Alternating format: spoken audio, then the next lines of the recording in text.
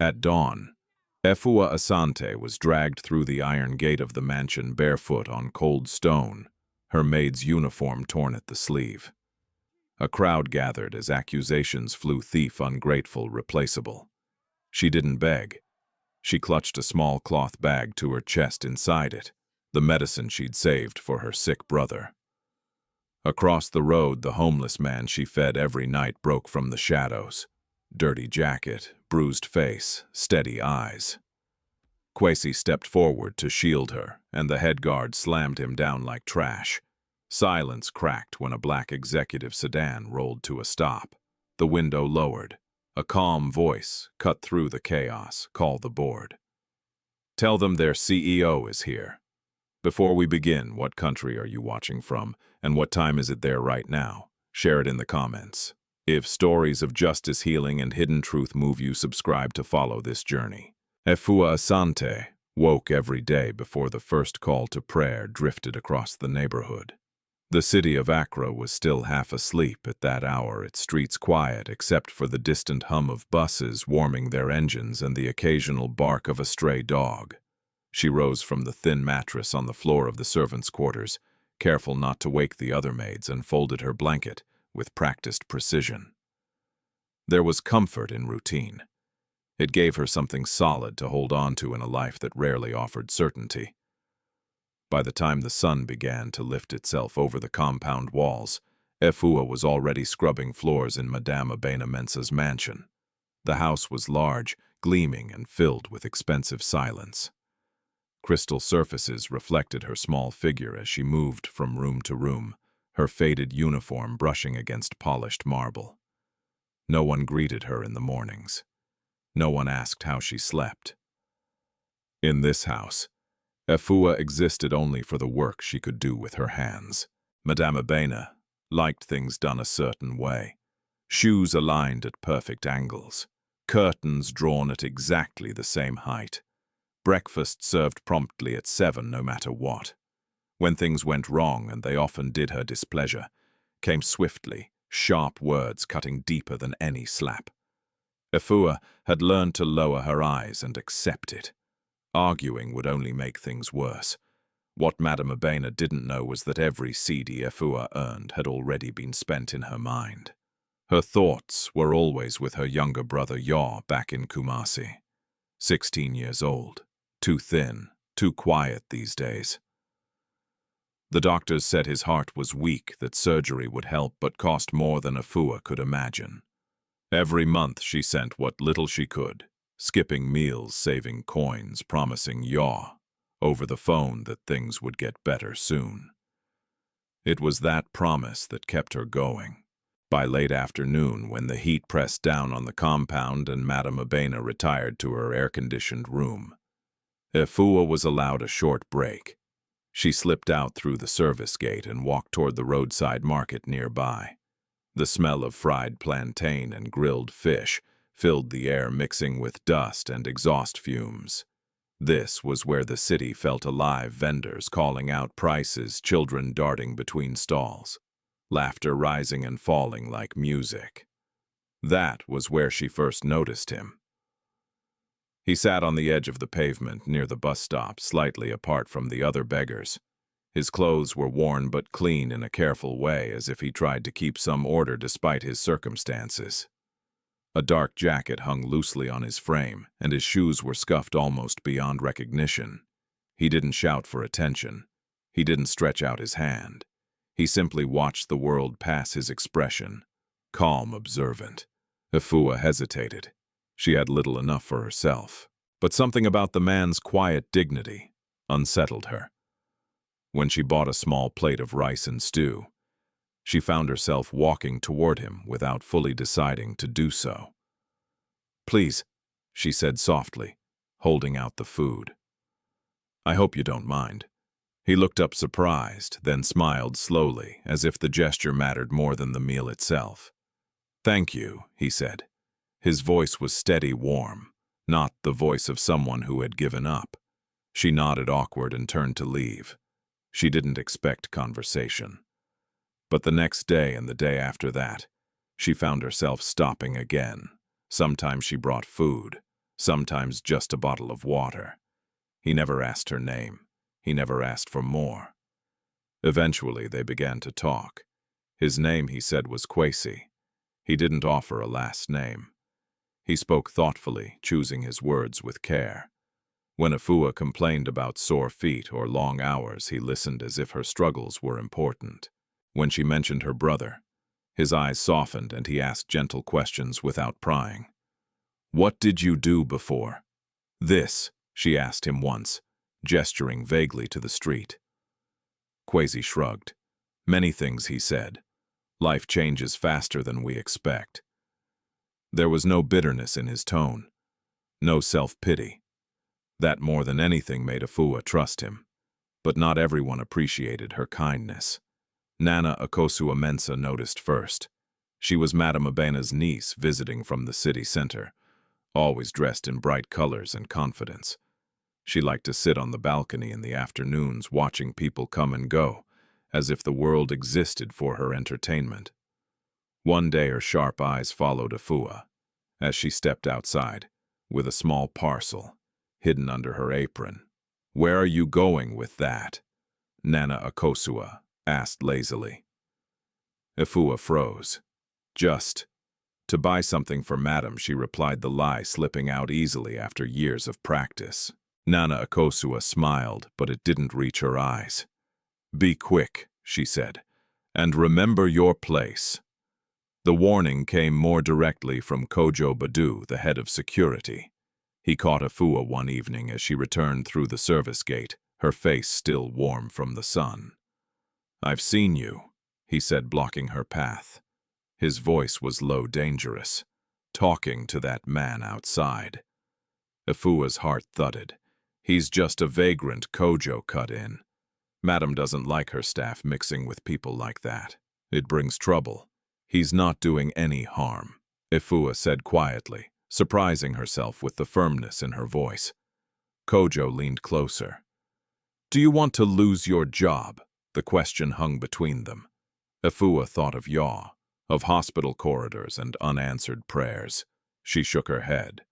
"Then stop," Kojo said, stepping aside.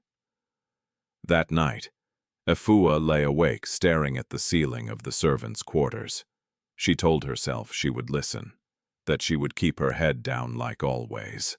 But the next afternoon, when she saw Kwesi sitting in his usual spot, something inside her refused to turn away. She brought him food again. Kojo noticed. Nana Akosua noticed. The tension grew quiet but unmistakable, like the air before a storm. Efua felt it with every step she took back into the mansion, every time she scrubbed the floors under Madame Abena's watchful gaze. Still, she returned to the bus stop. One evening, as the sky darkened and the market stalls began to close, Kojo approached them. His posture was aggressive, his presence drawing attention. "I told you to leave," he said to Kwesi. Kwesi rose slowly to his feet.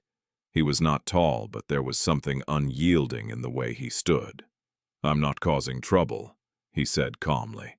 Kojo raised his hand, ready to push him away. Without thinking, Efua stepped between them. "Please," she said, her voice trembling but clear. "He hasn't done anything wrong." For a moment, the street fell silent. Kojo stared at her, disbelief flickering across his face. No one had ever seen Efua Asante challenge authority before. "You'd risk everything for him?" Kojo asked coldly. Efua didn't answer. She didn't need to. The way she stood, small, unarmed, unafraid, said enough. Something shifted then. Not just in Kojo's eyes, but in the quiet gaze Kwesi turned toward her. It was the look of a man who had seen many things in his life, but not this. Not someone like Efua. After that evening at the bus stop, nothing felt the same for Efua Asante. She returned to the mansion with her heart still racing, the echo of Kojo Badu's cold stare following her through the service gate. The guards said nothing, but their silence felt heavier than words. Efua washed her hands, changed her uniform, and went back to work as if nothing had happened. Yet inside her, something had shifted. For the first time since she arrived at Madame Abena Mensah's house, She had stepped out of line, and the world hadn't ended. Madame Abena remained unaware, or perhaps she chose not to notice. She spent most of her days indoors, insulated from the lives of those who served her. Nana Akosua, however, watched Efua closely. Her eyes lingered whenever Efua passed, sharp with curiosity, and something darker suspicion, mixed with disdain. Efua tried to avoid trouble. She worked harder, spoke less, kept her head down.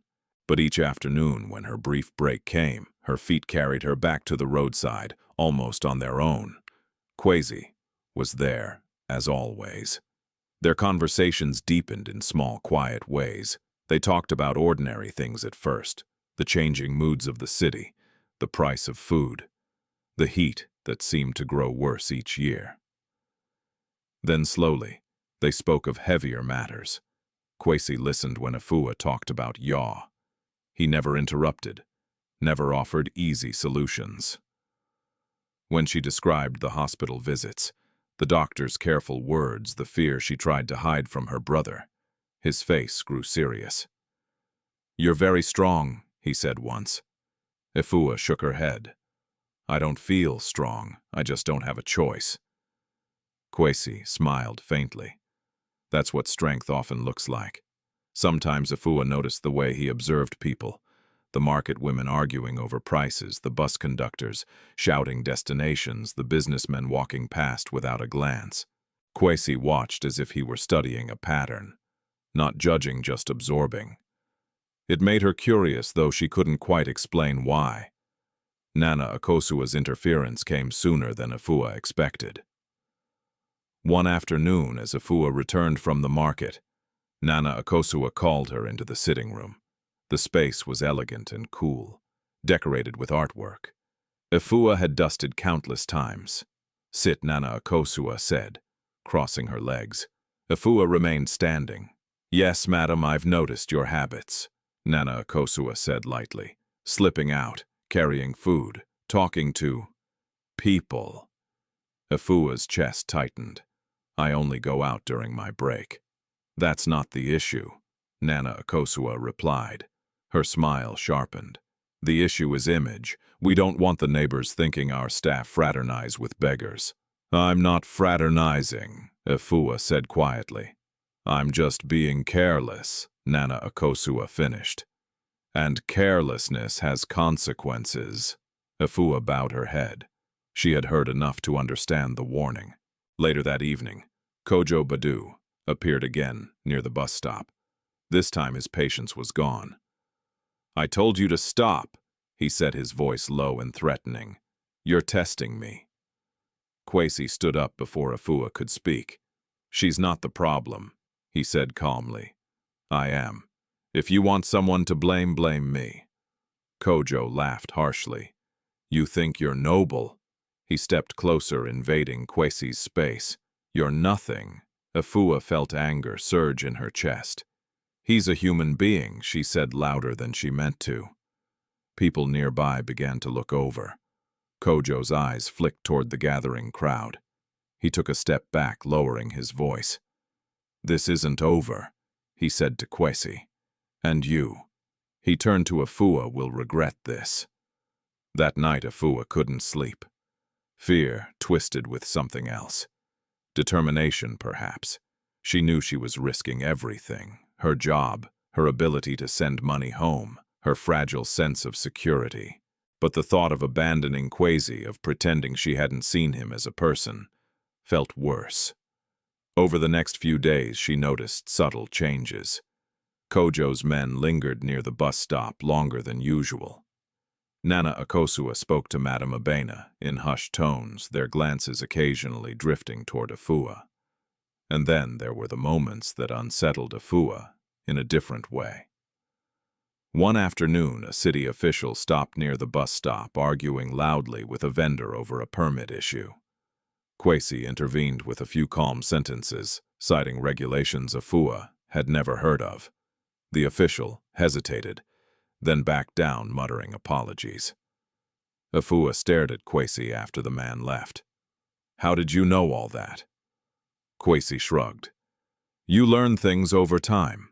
Another day, Efua struggled with a bureaucratic problem. Her ID card renewal had been delayed, and without it she risked losing her job entirely. She mentioned it to Kwesi in frustration. "May I make a call?" he asked. Before she could answer, he had stepped aside, pulling out an old phone from his pocket. Efua caught fragments of the conversation, formal language, confident tone, names spoken with familiarity. Within minutes he returned.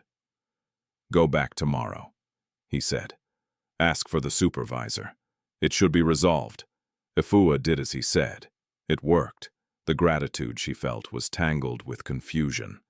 "Kwesi, who were you talking to?" His expression closed slightly. "An old contact," he said. "From before." "Before what?" "Before things changed," he replied gently. Efua wanted to push further, but something in his eyes stopped her. Whatever he was hiding, it wasn't born of malice. She sensed that instinctively. Still, the distance grew. Not physically, they still met each day, but emotionally. Efua felt as though she were standing at the edge of a truth she wasn't ready to face. The tension reached a breaking point one evening, when Kojo returned with 2 other guards. "This ends tonight," Kojo said, gripping Kwesi's jacket. "You don't belong here." Kwesi didn't resist. He looked at Efua instead. "It's okay," he said softly. Efua's fear flared into resolve. She stepped forward again, placing herself between them.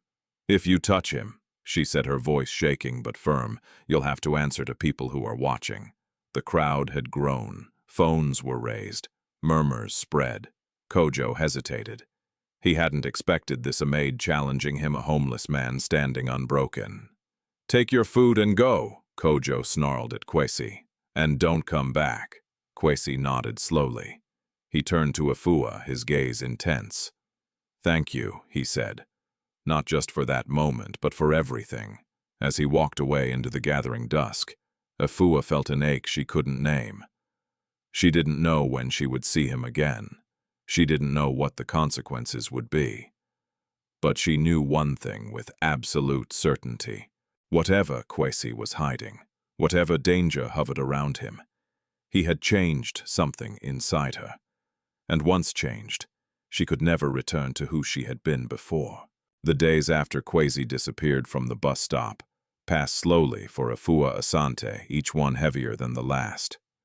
She returned to the mansion with a sense of loss she couldn't explain to anyone, not to the other maids who whispered behind closed doors, not to Madame Abenamensa, who continued issuing orders as if nothing in the world had shifted. Efua moved through her duties like a shadow, her hands working while her mind replayed Kwesi's last look, the quiet gratitude in his eyes. She told herself it was for the best. Kojo Badu had made it clear that trouble was circling. Distance meant safety. Safety meant survival for her and for Yaw. But the city had a way of refusing to let things stay buried. 3 days later, as Efua scrubbed the guest bathroom, Nana Akosua's voice sliced through the corridor. "Efua, come here." Efua wiped her hands and stepped into the sitting room. Nana Akosua stood by the window phone pressed to her ear, her expression tight with irritation. She ended the call abruptly and turned. "You've been distracted," Nana Akosua said. "Things are going missing, tasks undone." "I'm sorry," Madame Efua replied. "It won't happen again." Nana Akosua studied her eyes sharp. "See that it doesn't. My aunt is not patient." Efua bowed her head and left her heart pounding. She knew what that look meant. Nana Akosua was watching her more closely than ever. That afternoon, Efua was sent to the city office to collect documents related to the household's utilities, an errand that usually took hours of waiting and endless paperwork. She joined the line, clutching the envelope Nana Akosua had given her, bracing herself for a long, frustrating day. When her turn finally came, the clerk glanced at her papers and frowned. "You're missing an authorization stamp," he said flatly.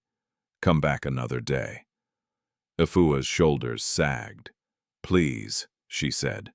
I was told, next the clerk snapped. She stepped aside, fighting tears. Another wasted afternoon. Another mark against her in Nana Akosua's mental ledger. As she stood there, unsure what to do, a familiar voice spoke behind her. "Excuse me?" Efua turned her breath, catching. Kwesi stood a few steps away, cleaner than she had ever seen him.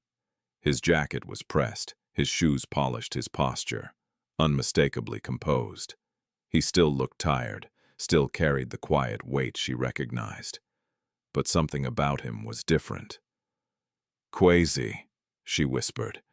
He smiled, relief flickering across his face. "I hoped I'd find you here." Before Efua could ask how he knew, Kwesi stepped forward and addressed the clerk. His voice was calm, authoritative. He referenced department codes, spoke the clerk's name as if they'd met before. The clerk stiffened, glanced at the computer screen, and nodded quickly. "Of course," the clerk said, stamping the papers. "My apologies." Efua watched, stunned, as the documents were handed back to her without another word. Outside the building, she turned to Kwesi, confusion flooding her features. "How did you do that?" Kwesi hesitated. "I've been around," he said carefully. "I know how these systems work." "That wasn't just knowing the system," Efua said. "He listened to you." Kwesi looked away. "Not everything about me is what it seems." The words settled heavily between them. They walked together for a while, the noise of the city surrounding them. Efua noticed the way people reacted to Kwesi. Now subtle shifts in posture, brief looks of recognition that made no sense for a homeless man. The unease inside her grew. "Why did you disappear?" she asked finally. "To protect you," Kwesi replied without hesitation. "Kojo was escalating things. And now," she pressed, "now I'm trying to end it properly." They reached a quiet side street. Kwesi stopped and turned to face her fully. "Efua, there are things I haven't told you, not because I don't trust you, but because once you know them, you'll be in danger." Efua's throat tightened. "I already am." Kwesi searched her face, the weight of the moment pressing down on him. "I didn't expect to meet someone like you," he said softly. "You reminded me why I started all this." All what Efua asked. Before he could answer, a black SUV rolled slowly past them. Kwesi's body tensed almost imperceptibly. He took a step back, scanning the street. "We shouldn't talk here," he said. "Not today."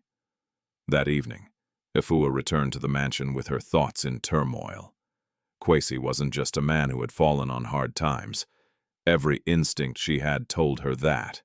The question was why he was pretending to be. Her suspicions deepened days later. Madame Abena hosted a small gathering inviting business associates and relatives. Efua moved silently among the guests, serving drinks, avoiding eye contact. As she passed the living room, she overheard a conversation that made her slow her steps. "Adeyemi Logistics," a man was saying. "The CEO's been out of sight for months. Rumors everywhere." Another voice laughed. "They say he's hiding. Some internal power struggle." Efua's heart skipped. Adeyemi. The name echoed in her mind, colliding with memories of Kwesi's phone calls, his composure, his knowledge. She retreated to the kitchen, her hands trembling. Later that night, as she washed dishes, she noticed Kwesi's old phone in her apron pocket, the one he had lent her briefly weeks ago when her own had stopped working. She hadn't returned it yet. Acting on impulse, she turned it on. The screen lit up with notifications, emails, missed calls, subject lines filled with words she barely understood. Board meeting, shareholder concerns, Dr. Kwesi Adeyemi. Her breath caught. Kwesi Adeyemi. The truth slammed into her with dizzying force. She sat down hard on a stool, the room spinning. Everything made sense, and nothing did. The way people deferred to him, the ease with which he navigated systems, the danger circling him. She felt betrayed and foolish. The next day she confronted him. They met at a quiet cafe far from the mansion, a place Efua rarely visited. Kwesi arrived first, his expression guarded. "I know," Efua said as soon as she sat down. "I saw your phone."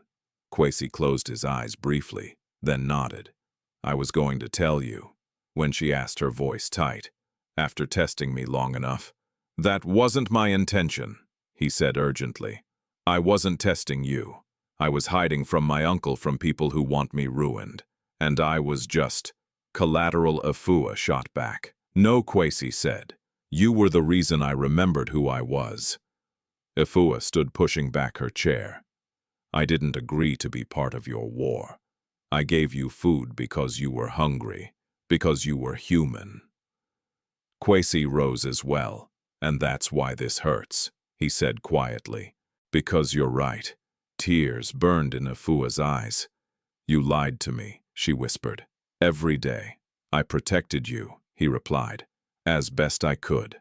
Efua shook her head. "You don't get to decide that for me." She walked away, leaving Kwesi standing alone in the cafe, the cost of his silence finally clear. As she returned to the mansion, Efua felt hollow. The man she had trusted wasn't who she thought he was, but neither was she the same woman who had first offered him food. Something irreversible had begun, and the danger Kwesi had tried to shield her from was closing in faster than either of them expected.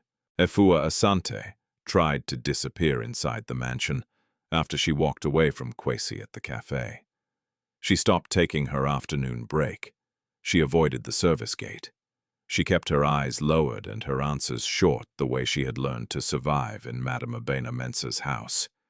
If she could become invisible again, maybe the storm would pass without swallowing her whole. But storms didn't avoid the innocent. They found them. On the fourth morning after her confrontation with Kwesi, Madame Abena's scream tore through the compound like a siren. My jewelry. The mansion's expensive silence shattered.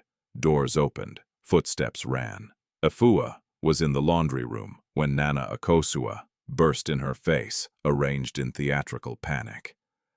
Efua, Nana Akosua snapped. "Drop that and come now." Efua followed her into the master bedroom where Madame Abena sat on the edge of her bed, furious and trembling. The dressing table drawers were pulled open, velvet boxes scattered. Kojo Badu stood nearby with two guards, his arms folded, eyes cold and ready. Madame Abena pointed a shaking finger at Efua. "You've been in my room. You clean here every day." Efua's mouth went dry. "Yes, madam, and now my gold set is gone." Madame Abena continued, her voice rising. "The necklace, the matching earrings.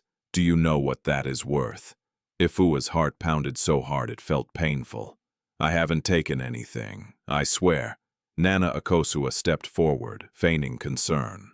"Auntie, maybe we should search her room, just to be sure." Efua felt a chill crawl up her spine. She looked at Nana Akosua, and in that instant she understood. This wasn't suspicion. It was a plan. Kojo Badu's lips curled. "Search," he ordered. Efua was marched across the compound as if she were already guilty. The other staff watched from doorways, their faces tight with fear. The kind of fear that came from knowing they could be next. Efua's legs felt weak, but she forced herself to walk steadily. She couldn't afford to collapse. Not here. The servants' quarters smelled of soap and damp fabric. Efua's small corner of the room was neat. 2 folded dresses, a pair of worn sandals, a bag with her few personal items, and an envelope she kept hidden under her mattress, with receipts from the money she sent to Yaw. Kojo didn't hesitate. He began overturning things with a deliberate cruelty, as if he enjoyed dismantling the little order Efua had built for herself. Nana Akosua stood at the doorway, arms crossed, her expression faintly bored, like this was entertainment. Then Kojo reached under Efua's mattress. Efua's breath caught. He pulled out a velvet pouch. A hush fell over the room. Kojo held it up, turning it slowly, making sure everyone saw. "What is this?" he asked, though his eyes said he already knew. Efua stared at the pouch as if it were a snake. "That's not mine," she whispered. Kojo opened it. Gold flashed in the dim light Madame Abena's necklace. The earrings the exact set Efua had seen glinting at the dressing table before. Someone gasped behind them. Efua's knees threatened to buckle. The room tilted. Her mind raced, searching for logic, for any way to explain how the jewelry could be here. She hadn't touched it. She hadn't even been alone in that bedroom. Kojo's guards came and went. Nana Akosua moved freely. The staff rotated shifts. But truth didn't matter when power wanted a story. Madame Abena arrived seconds later, escorted like royalty into her own accusation. When she saw the jewelry in Kojo's hand, her face twisted with disgust. "So it's you," she said, voice trembling with rage. "After all I've done, after feeding you housing, this is how you repay me." Efua forced her voice out. "Madam, I didn't do this. Please. Someone planted it." Nana Akosua scoffed softly. "Planted it under your mattress." Efua's eyes flashed. "You were watching me. You've been looking for a reason." Nana Akosua's expression hardened for a moment, just a flicker. Then she recovered. "How dare you speak to me like that?" Kojo stepped closer, towering over Efua. "You're finished," he said. Efua's throat burned. She thought of Yaw. She thought of her promise. Her mind screamed, "Not like this. Not with my name destroyed." She turned to Madame Abena, desperation tightening her chest. "Madam, please," she said, voice breaking. "If you call the police, it will ruin my life. Let me prove it wasn't me." Madame Abena stood cold as stone. "The police will decide," she said. Kojo smirked, already reaching for his phone. It was then that one of the junior guards hurried in, breathless. "Sir, there's someone at the gate." Kojo didn't look away from Efua. "Who?" The guard swallowed. "He says he's here about the maid. Efua Asante." Efua froze. A pulse of dread and disbelief shot through her. Kojo's eyes narrowed. "Bring him." A minute later, Kwesi walked into the servants' quarters, no longer in the dirty jacket, no longer blending into the street. He wore a simple, clean shirt and dark trousers, but the way he carried himself filled the room, calm, controlled, unafraid. Every head turned. Efua's heart clenched. She didn't want him here. She didn't want to be saved. Not like this, not after she'd walked away. Kojo stepped forward aggressively. "You again!"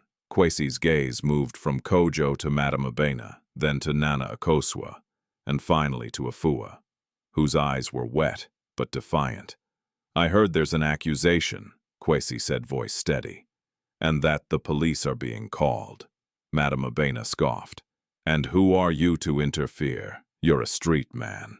Kwesi didn't flinch. "I'm someone who knows what injustice looks like," he replied. "And I know Efua didn't steal your jewelry." Nana Akosua laughed sharp and mocking. "Oh, and how would you know that Kwesi's eyes held hers for a beat too long? Because this is a setup," he said simply. "A very careless one." Kojo's jaw tightened.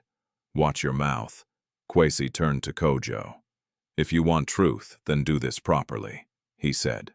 "Call the police, yes, but also check who had access to the master bedroom and the servants' quarters.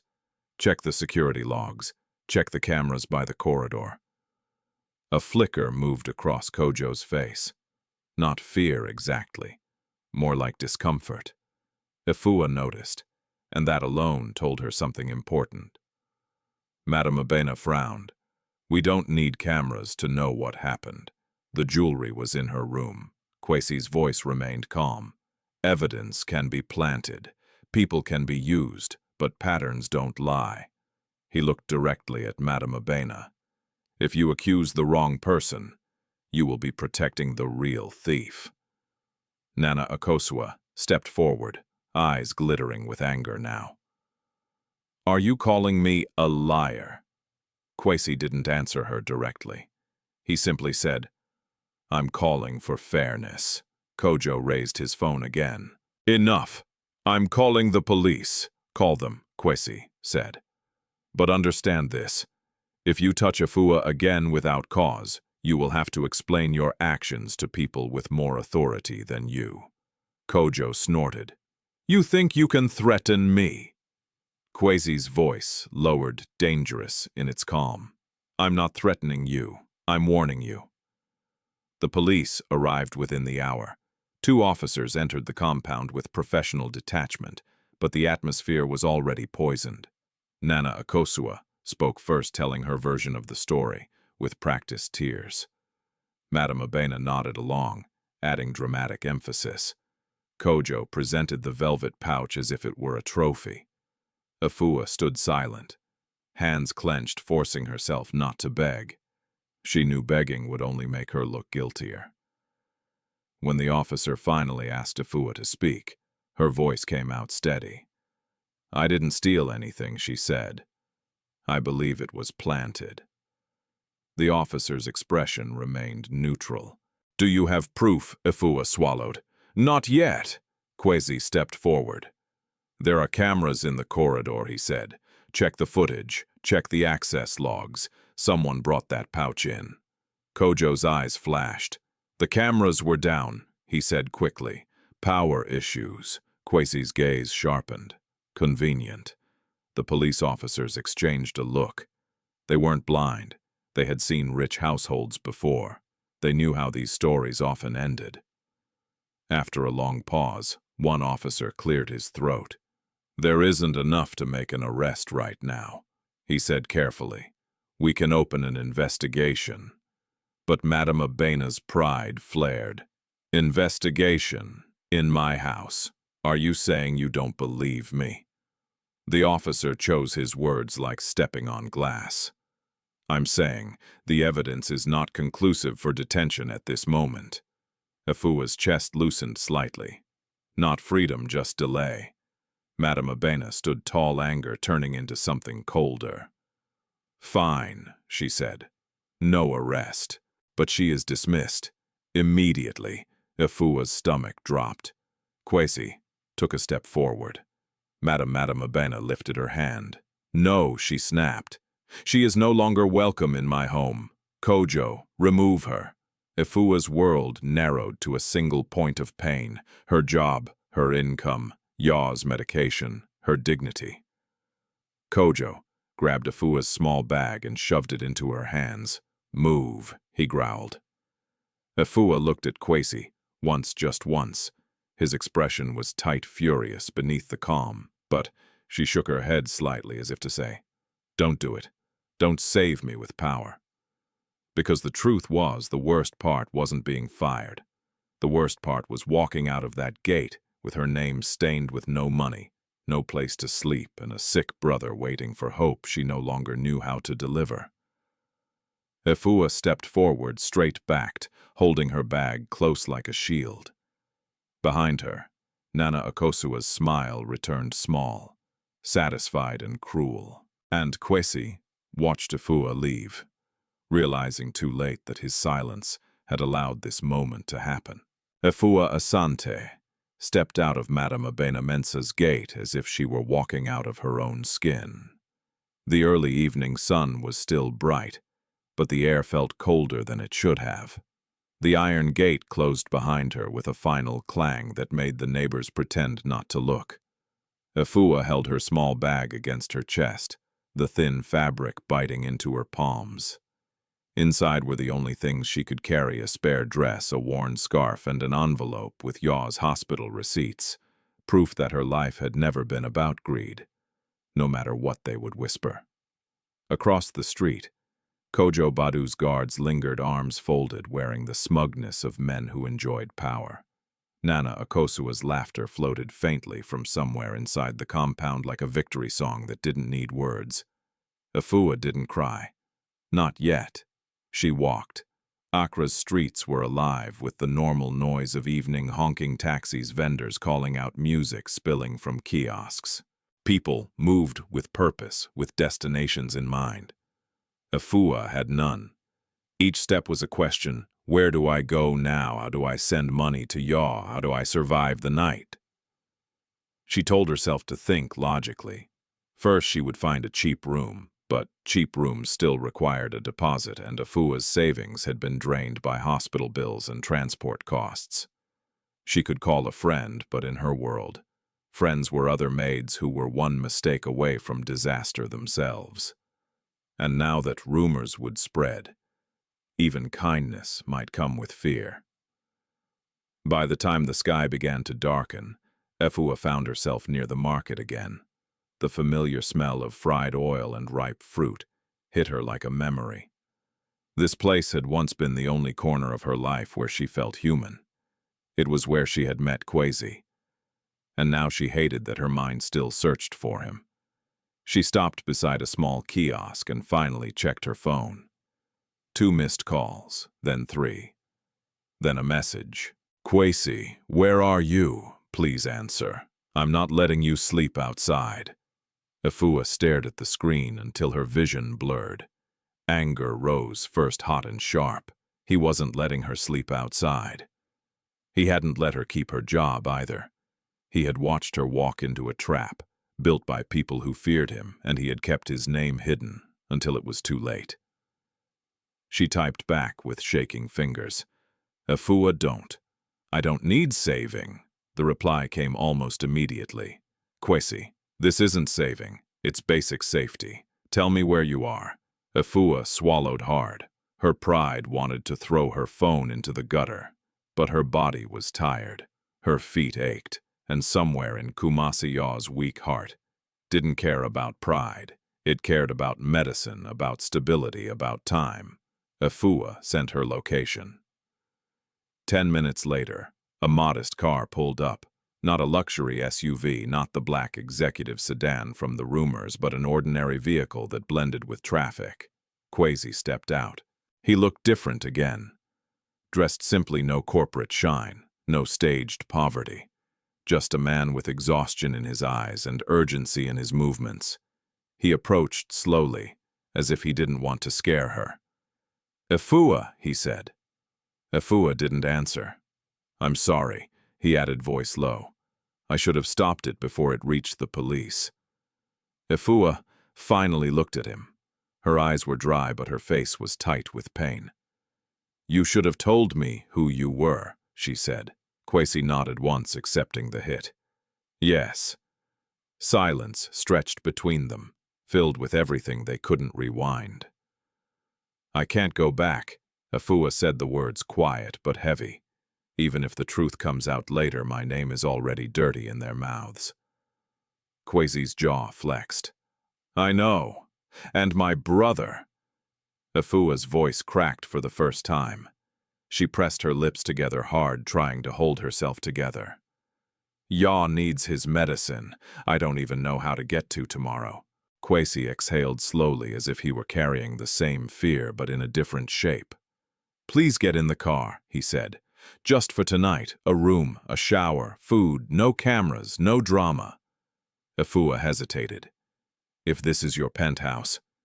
"It's not," Kwesi interrupted gently.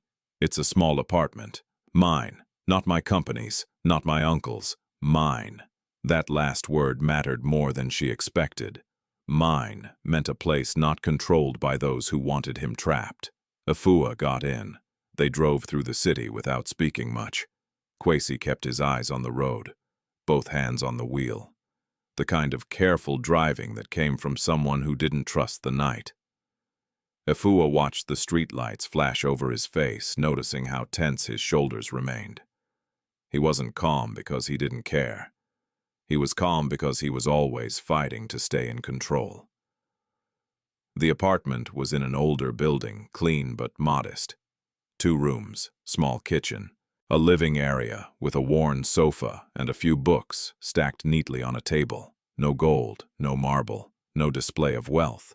Efua stood just inside the doorway, clutching her bag, unsure what to do with her body now that no one was ordering it around.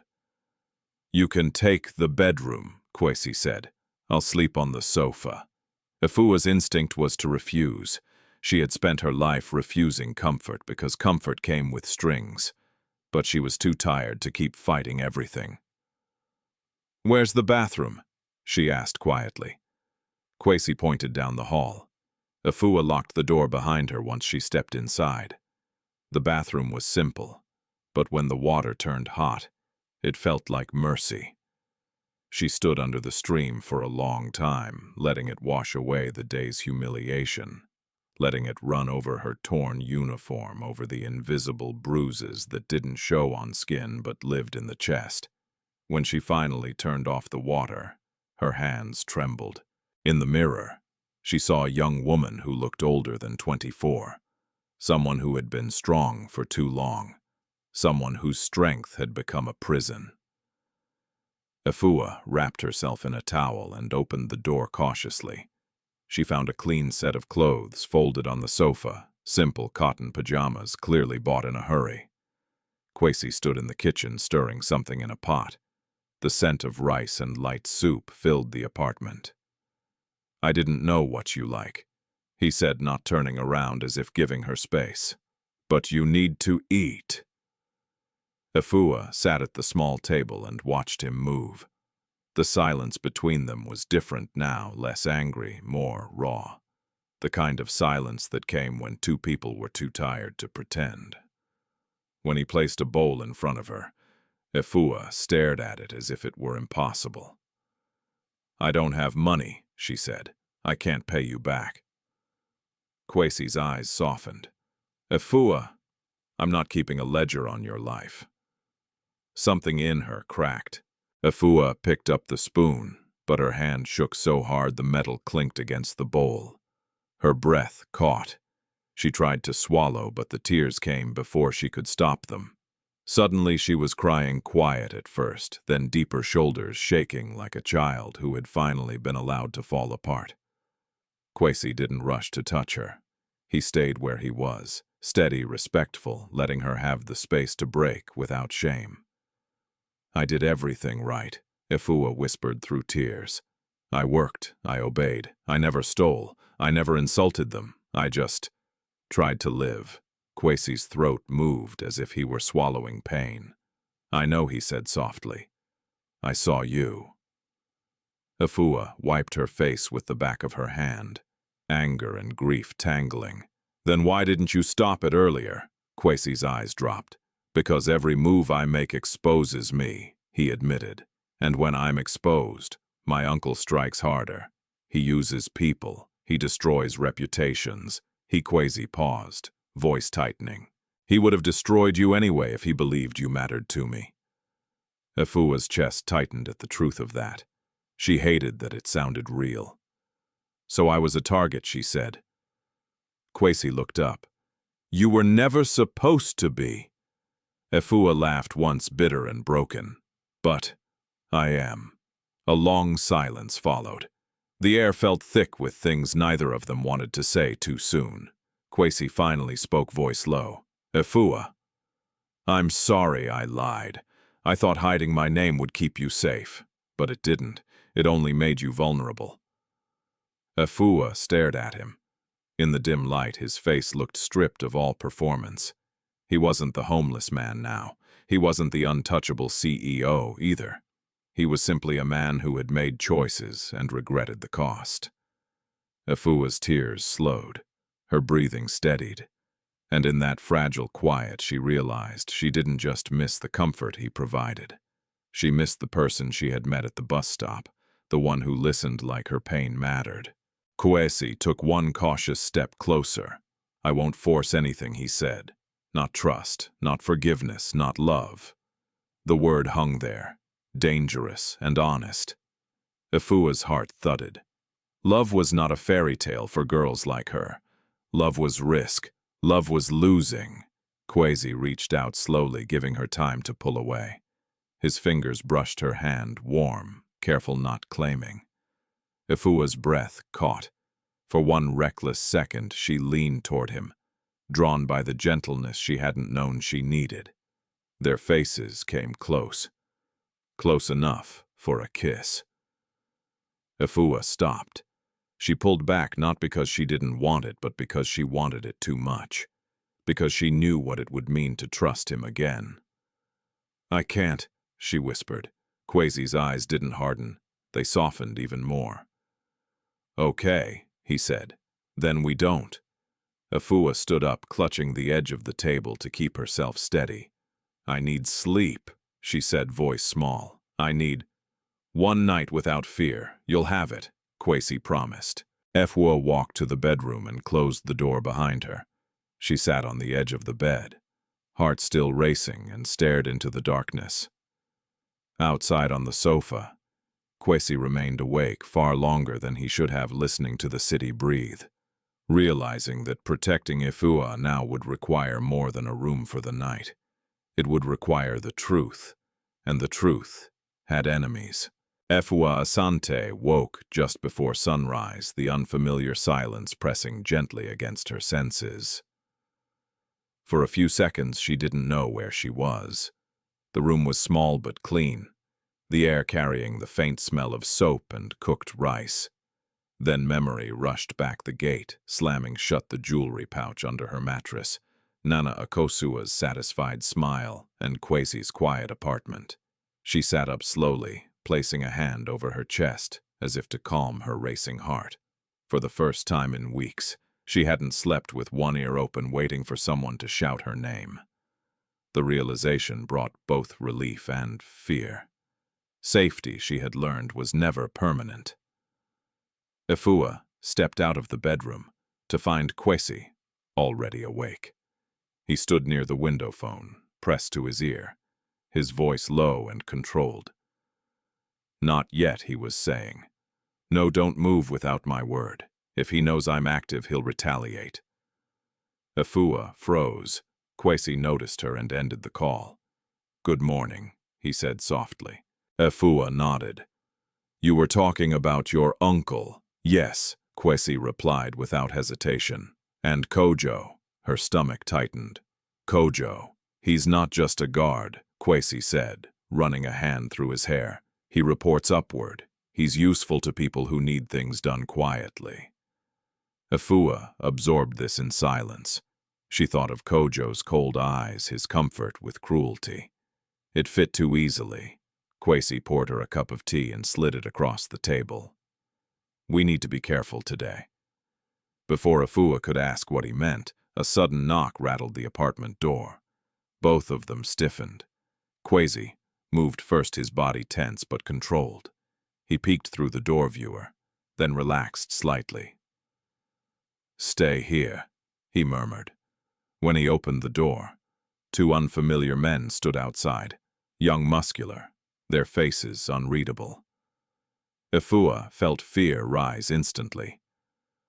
We're looking for you, one of them said to Kwesi.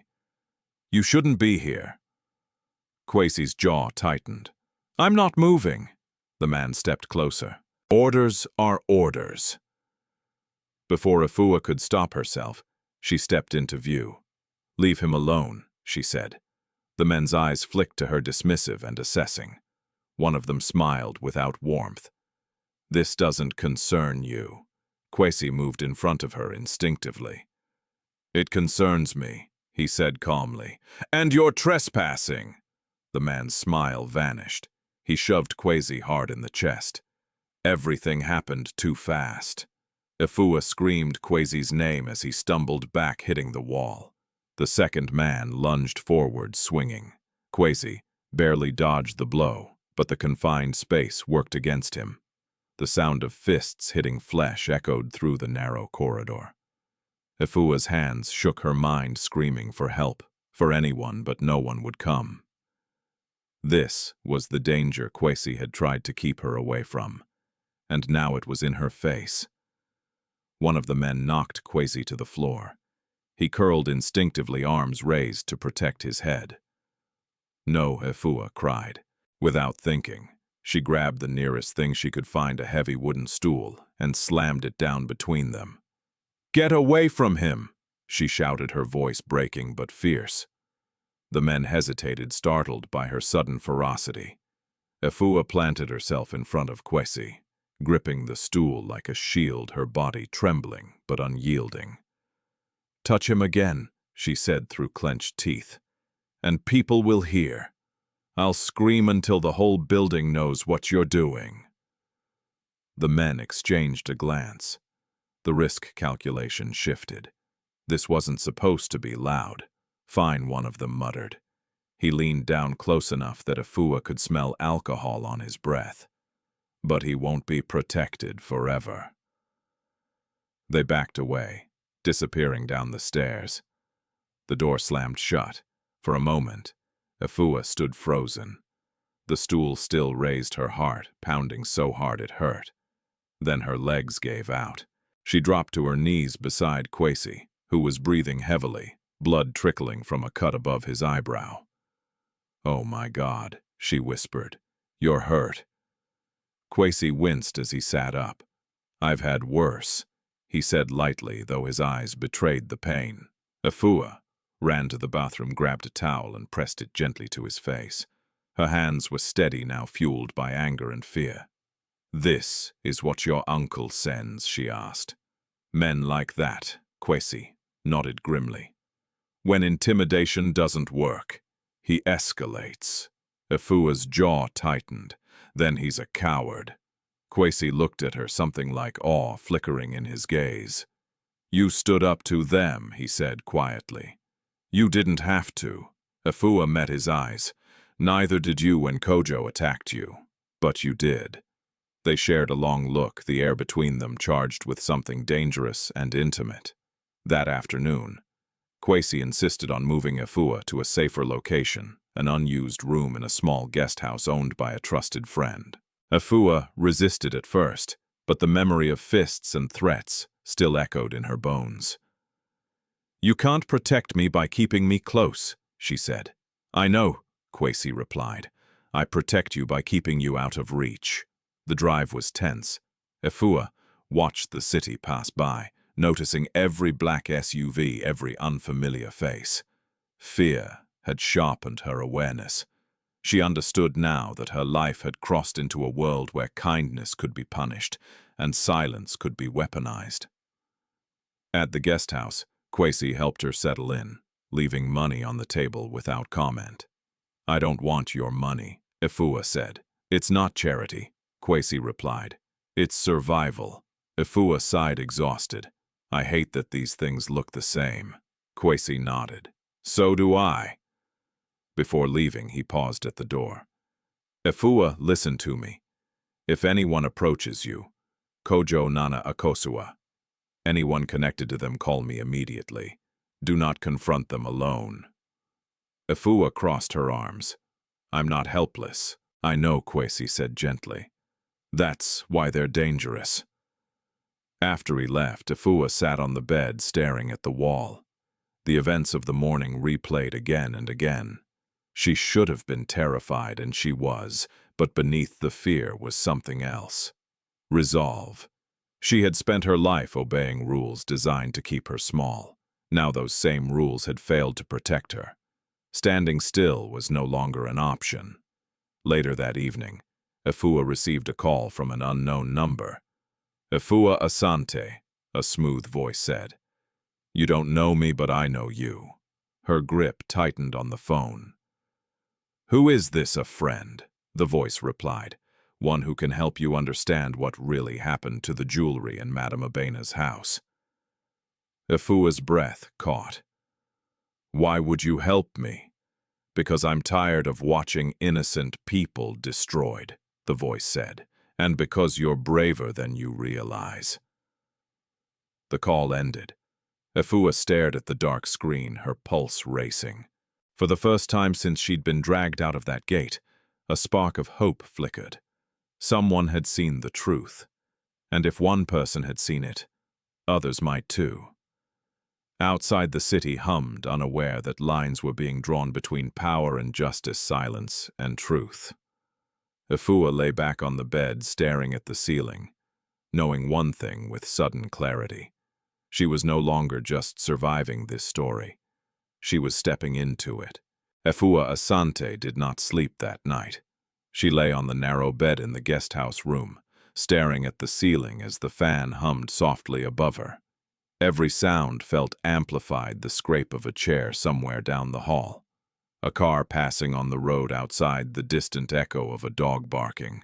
Her phone rested on the pillow beside her, like a living thing heavy with the memory of the anonymous call. A friend, someone who knew the truth. She replayed the voice in her mind. Calm, certain, not threatening. But caution had been drilled into her bones by years of surviving under other people's rules. Trust was a luxury she couldn't afford.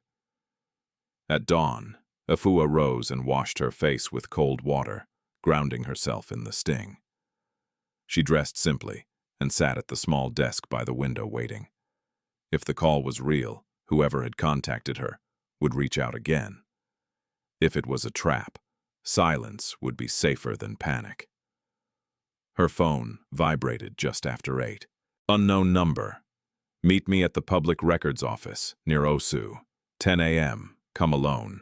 Efua's heart thudded. She typed a reply, then erased it. Finally, she sent one word, Efua. Why the response came quickly. Unknown number. Because you deserve your name back. Efua closed her eyes. She thought of yaw of the envelope of receipts she carried like a talisman. She thought of Kwesi's bruised face, the way he'd stood between her and danger, even when she had told him to leave her alone. And she thought of Nana Akosua's smile, the kind that thrived on other people's silence. She packed her bag and left the guest house. The Public Records Office was crowded as always. People waited with folders clutched to their chests, arguing softly with clerks bargaining with time. Efua scanned the room, nerves tight. A woman stood near the far wall, older than Efua by perhaps 10 years, dressed plainly but neatly. When their eyes met, the woman gave a small nod. "You're Efua Asante," she said, not asking. "Yes, I'm Amanyarko," the woman replied.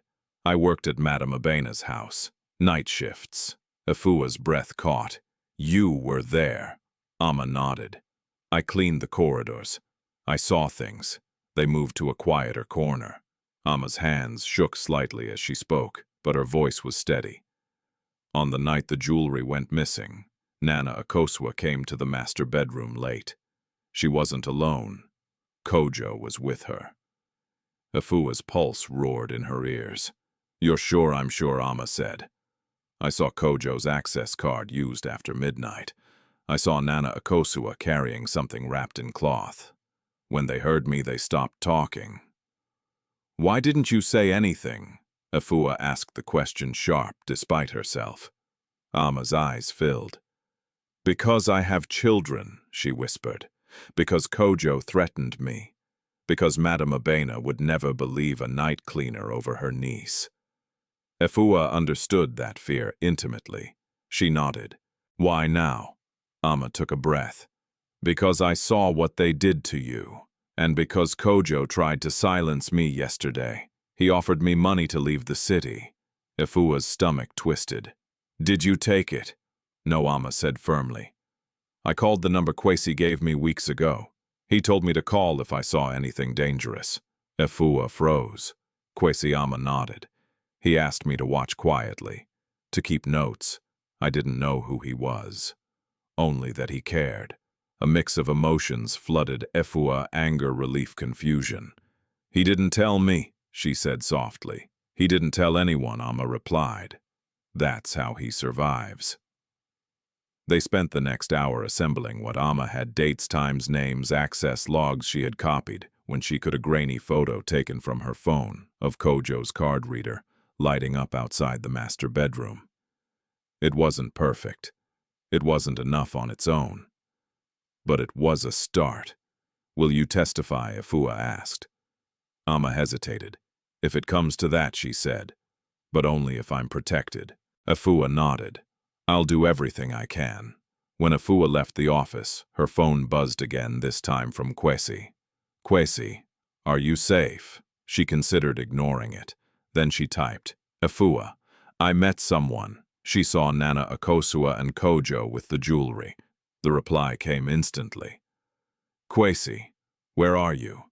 They met at a small cafe near the waterfront. Kwesi arrived tense, scanning the room before sitting. Efua laid out everything Amma had told her, sliding the notes across the table. Kwesi's face hardened as he read. "This confirms patterns we suspected," he said. "Kojo has been my uncle's fixer for years. Nana Akosua is reckless useful because she doesn't think consequences apply to her." Efua's jaw set. "I don't want revenge," she said. "I want the truth." Kwesi looked at her, something like pride flickering through the worry. "Then we do this properly." He explained the risks, how Dr. Kwesi Adeyemi controlled narratives, how false charges could be spun to bury inconvenient witnesses. Efua listened, absorbing the scale of the fight she was stepping into. "And if we fail," she asked. Kwesi didn't soften the answer. "Then they will try to crush you. Me. Anyone who helps." Efua breathed out slowly. They already tried. Kwesi reached for his cup, then stopped his hand, hovering. "Efua, I need to say this clearly," he said. "What I'm about to ask will put you in danger. You don't owe me that." Efua met his gaze. "You don't get to decide what I owe," she said gently. "But I decide what I stand for." They locked eyes, the weight of the moment pressing down on them. That afternoon, Kwesi arranged for Amma to be moved to a secure location under a friend's name. Efua accompanied him, insisting on seeing it herself. Trust, she was learning, had to be built with actions. As evening fell, Efua returned to the guest house exhausted but steady. For the first time since she'd been fired, the future didn't feel like a blank wall. It felt like a narrow path. Dangerous, yes, but real. Her phone rang again. This time it was Nana Akosua. Efua stared at the screen, a chill spreading through her chest. She let it ring once, twice. Then she answered. "Efua, Nana Akosua," said sweetly. "I hear you've been telling stories." Efua's voice was calm. "I've been telling the truth." A pause. Then a laugh, brittle and sharp. "Careful," Nana Akosua warned. "Truth is expensive." Efua closed her eyes briefly. So is silence. The call ended. Efua set the phone down, her hands steady. Fear still lived in her, but it no longer owned her. She had chosen a side. Across the city, Kwesi sat in his apartment, staring at the evidence spread across his table. He knew the next steps would force him into the open. He had hoped to delay that to protect Efua longer. But protection without truth had already failed. He sent a single message to a trusted contact. "Prepare the board. It's time." As night settled over, Accra lines hardened between those who relied on shadows and those who stepped into light. Efua lay back on the bed, heart racing, not with panic this time, but with resolve.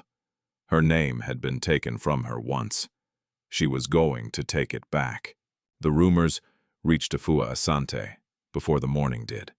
She woke to a dozen notifications, lighting up her phone messages from former co-workers, distant acquaintances, numbers she didn't recognize. Screenshots followed, blog posts, social media threads. Her name spelled correctly and incorrectly repeated, with cruel creativity. Former maid exposed as gold digger. Poor girl traps rich man with lies. Household theft linked to secret affair. Efua sat on the edge of the bed, her breath shallow, scrolling until the words blurred together. Photos had been pulled from nowhere. Grainy shots of her near the bus stop, one of her walking beside Kwesi. From a distance, captions twisting moments of kindness into evidence of manipulation. She felt the familiar heat of shame creep up her neck, the instinct to hide, to apologize, to disappear. But she didn't. She put the phone down and pressed her palms together, grounding herself. This is what power does when it feels threatened, she told herself. Nana Akosua had warned her. Truth was expensive.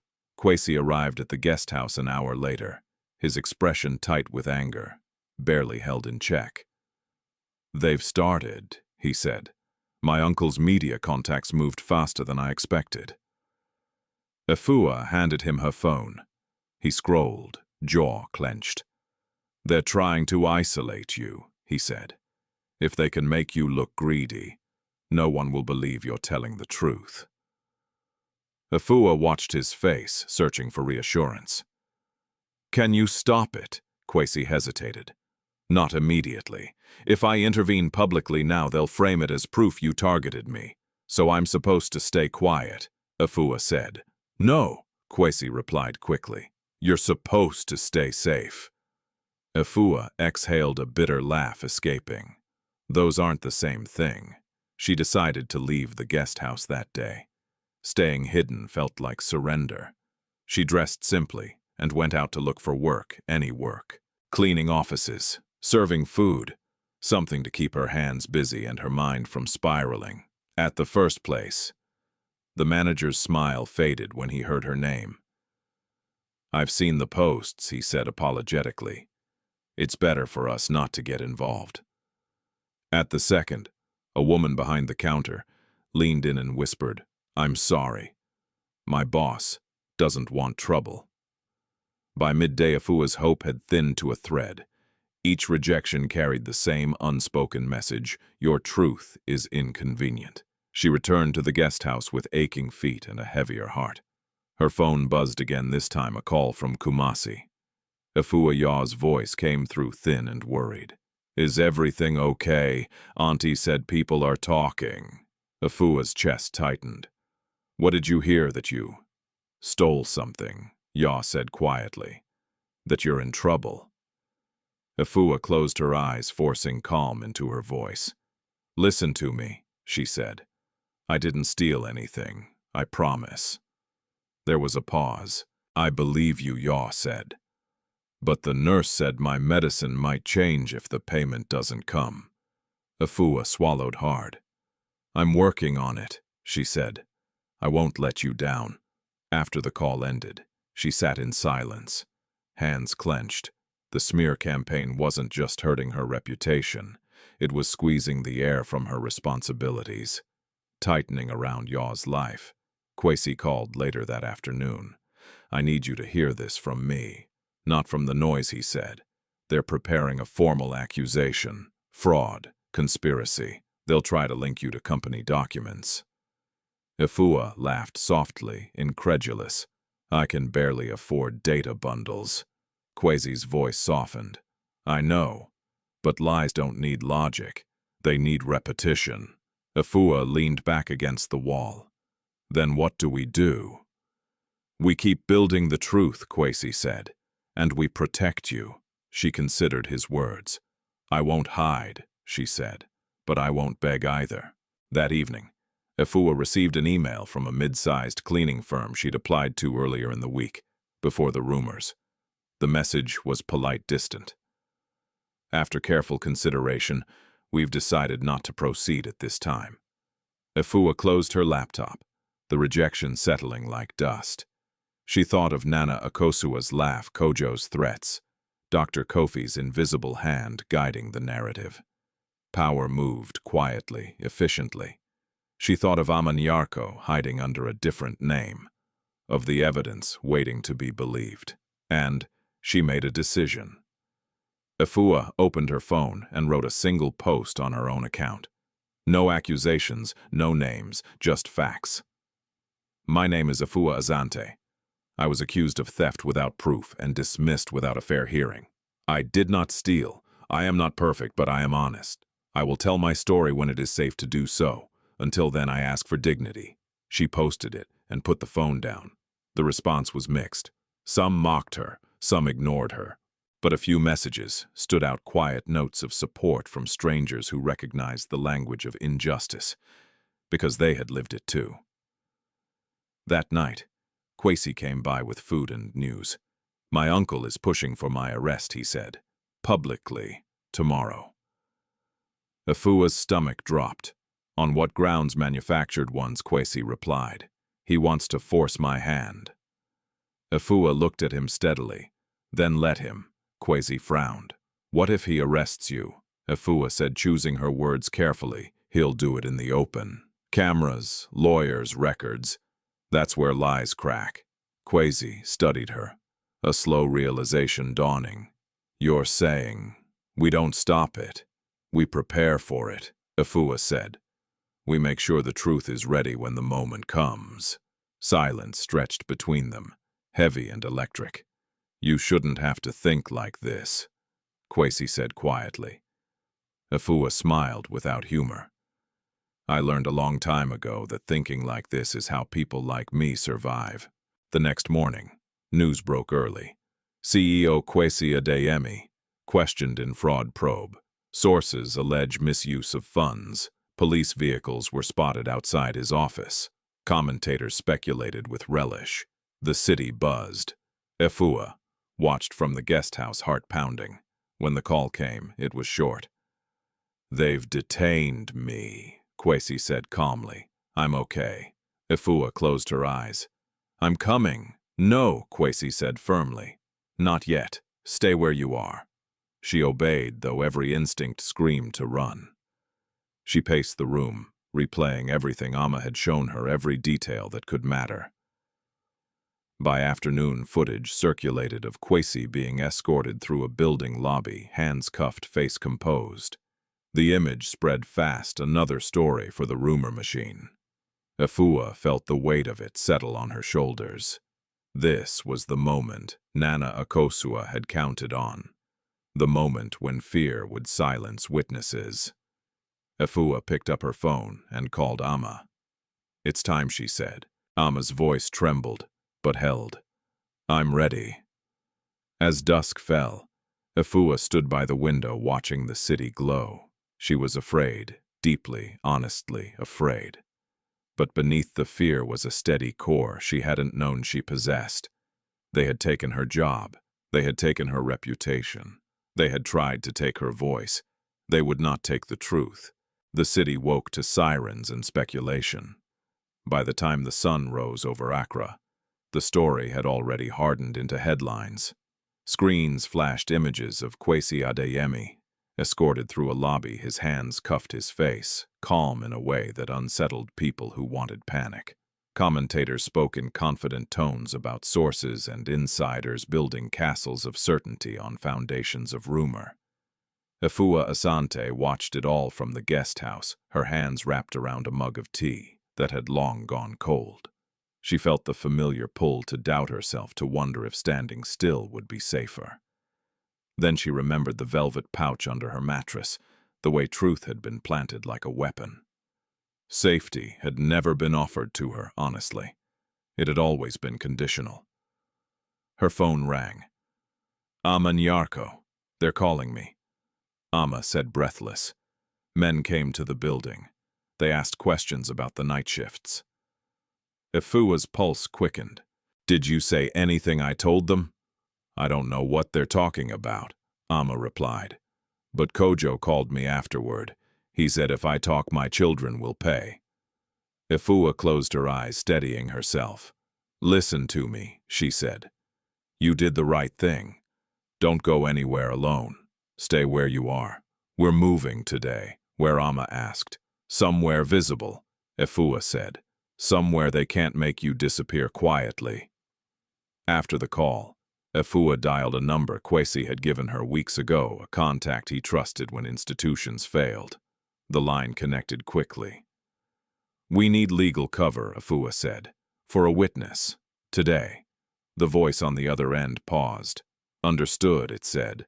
I'll make calls. By midday, the pressure intensified. Efua's phone buzzed with unknown numbers. She ignored them. Then Nana Akosua called again. Efua answered this time.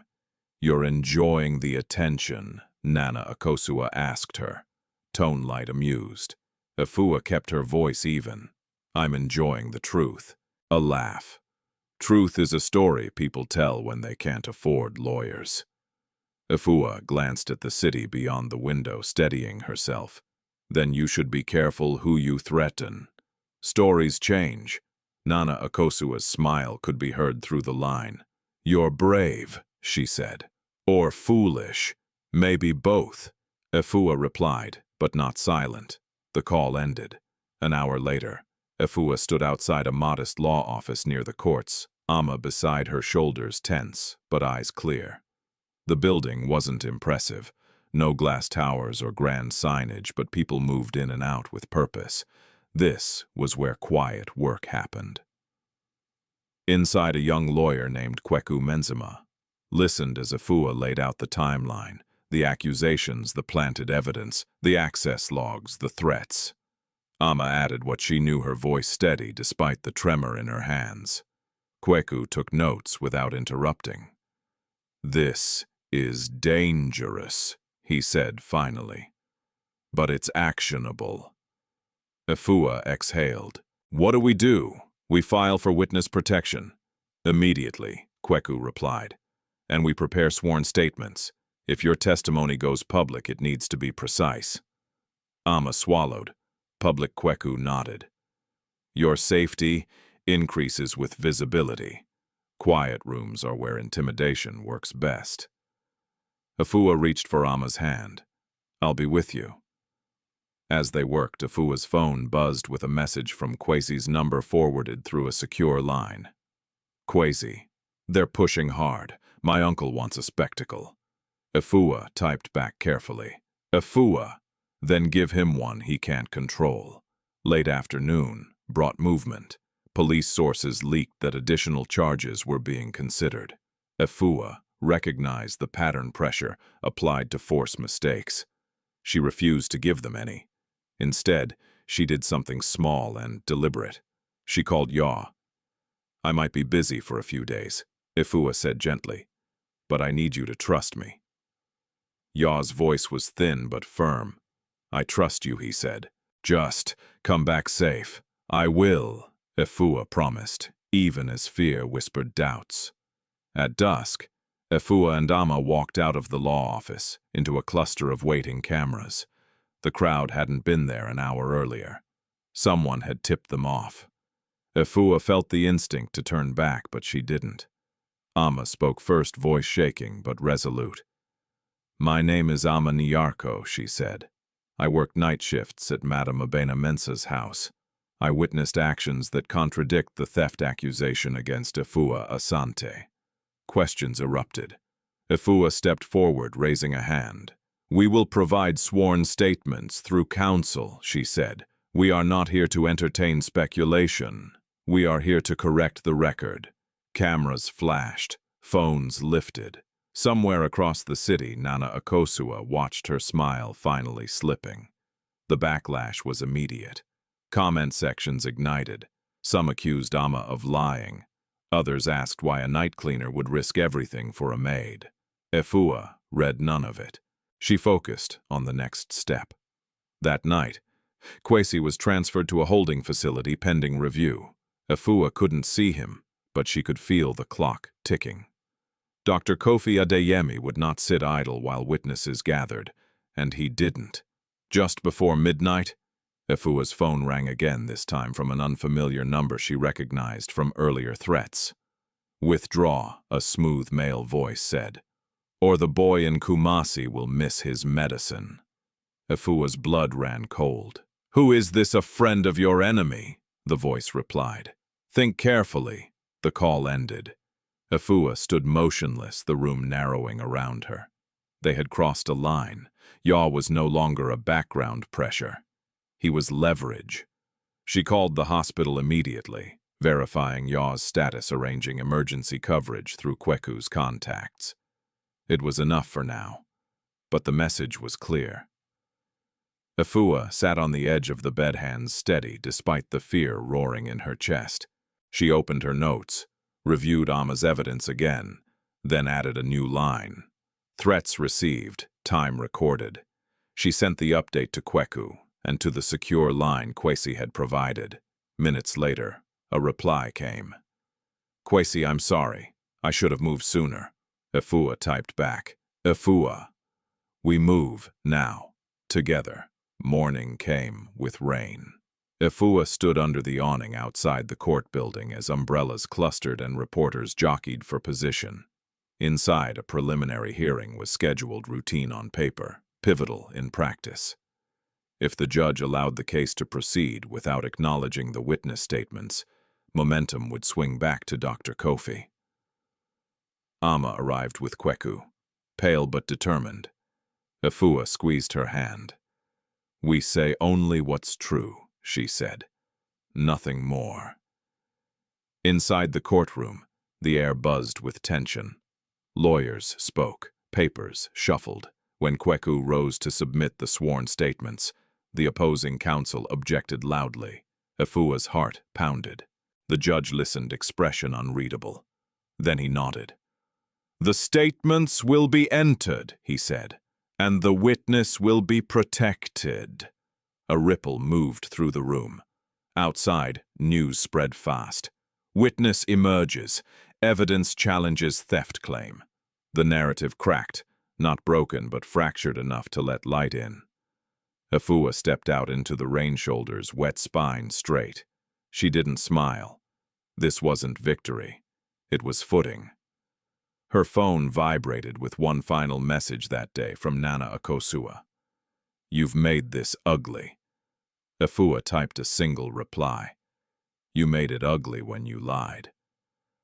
As night fell, Efua returned to the guest house, exhaustion settling into her bones. She lay back on the bed, listening to the rain drum against the window. Somewhere behind concrete walls, Kwesi waited. Somewhere across the city, Dr. Kofi recalculated. Efua closed her eyes, breathing steadily. Tomorrow would demand more courage. But tonight she allowed herself one truth. She was no longer reacting. She was leading. The hospital corridor smelled of disinfectant and boiled fear. Efua Asante stood beneath the flickering fluorescent lights, her phone pressed tight to her ear, listening to a doctor explain Yaw's condition in careful, measured phrases that still landed like blows. His heart had weakened further. The medication was no longer enough. Surgery was no longer optional. "We need to schedule it within 48 hours, the doctor said. "Delaying increases the risk." Efua thanked him and ended the call, her hands trembling. 48 hours. It felt impossibly short and unbearably long at the same time. She leaned against the wall, the cold seeping through her clothes, and closed her eyes. The world narrowed to numbers, fees, dates, risks, none of which she could bend with hope alone. She called Kweku Mensima first. "Is there any emergency fund we can access?" she asked, keeping her voice steady. Kweku sighed softly. "I've tried. There are options, but approvals take time. Time we don't have." Efua nodded even though he couldn't see her. "Thank you for trying." Next she called the hospital billing office, negotiating as she always had, asking for payment plans, deferrals, anything that could buy Yaw a chance. The answer was kind but firm. Procedures required deposits. Rules were rules. She hung up and sat on a plastic chair, the weight of responsibility pressing down on her chest. She thought of Nana Akosua's threat of the voice that had mentioned Yaw so casually. They knew where to hurt her. They always had. Her phone vibrated. A message from Kwesi routed through the secure line. "Kwesi, how is Yaw?" Efua stared at the screen for a long moment before typing. "Efua, he needs surgery. Soon." The reply came quickly. "Kwesi, I can arrange it. Immediately." Efua's fingers hovered over the keyboard. The offer was expected, and that was the problem. Efua number A, pause. Then Kwesi Efua. "This isn't pride. This is your brother's life." Her throat tightened. She typed carefully. "Efua, I won't let them say I stayed because of money. I won't let my truth be traded." Minutes passed. She imagined Kwesi reading the message, understanding the cost of her refusal, even as it cut him. Finally, another message appeared. "Kwesi, then let me do it without your name attached. No announcements, no favors, just help." Efua closed her eyes. She pictured headlines twisting generosity into leverage. Her dignity bartered in rooms she wasn't allowed to enter. She thought of Yaw's thin voice saying, "I trust you," she typed back. "Efua Anonymous. No trace to me, no trace to you. Kwesi done." Efua exhaled a long, shaking breath she hadn't realized she was holding. That afternoon, arrangements moved with startling efficiency. A coordinator called from the hospital voice, polite and neutral. "A donor has covered the deposit," she said. "Your brother's surgery is scheduled for tomorrow morning." Efua pressed her palm to the wall, grounding herself. "Thank you," she said. "Please no names." "Of course," the coordinator replied. Efua traveled to Kumasi overnight on a crowded bus, the city lights dissolving into darkness beyond the windows. She arrived before dawn, her body aching, her mind racing. When she entered the hospital ward, Yaw's face lit up with a smile that made her chest ache. "You came," he said. "Always," Efua replied, smoothing his blanket. "How do you feel?" Nervous Yaw admitted. "But better. The nurses said everything's ready." Efua nodded, forcing calm into her expression. She did not tell him about threats or donors or deadlines. She told him stories instead. Small, ordinary stories about the city, about the rain, about people being kinder than they looked. She held his hand when they wheeled him toward the operating theater and kept her voice steady until the doors closed. Hours stretched. Efua sat with her back straight and her hands folded, breathing through the ache in her shoulders.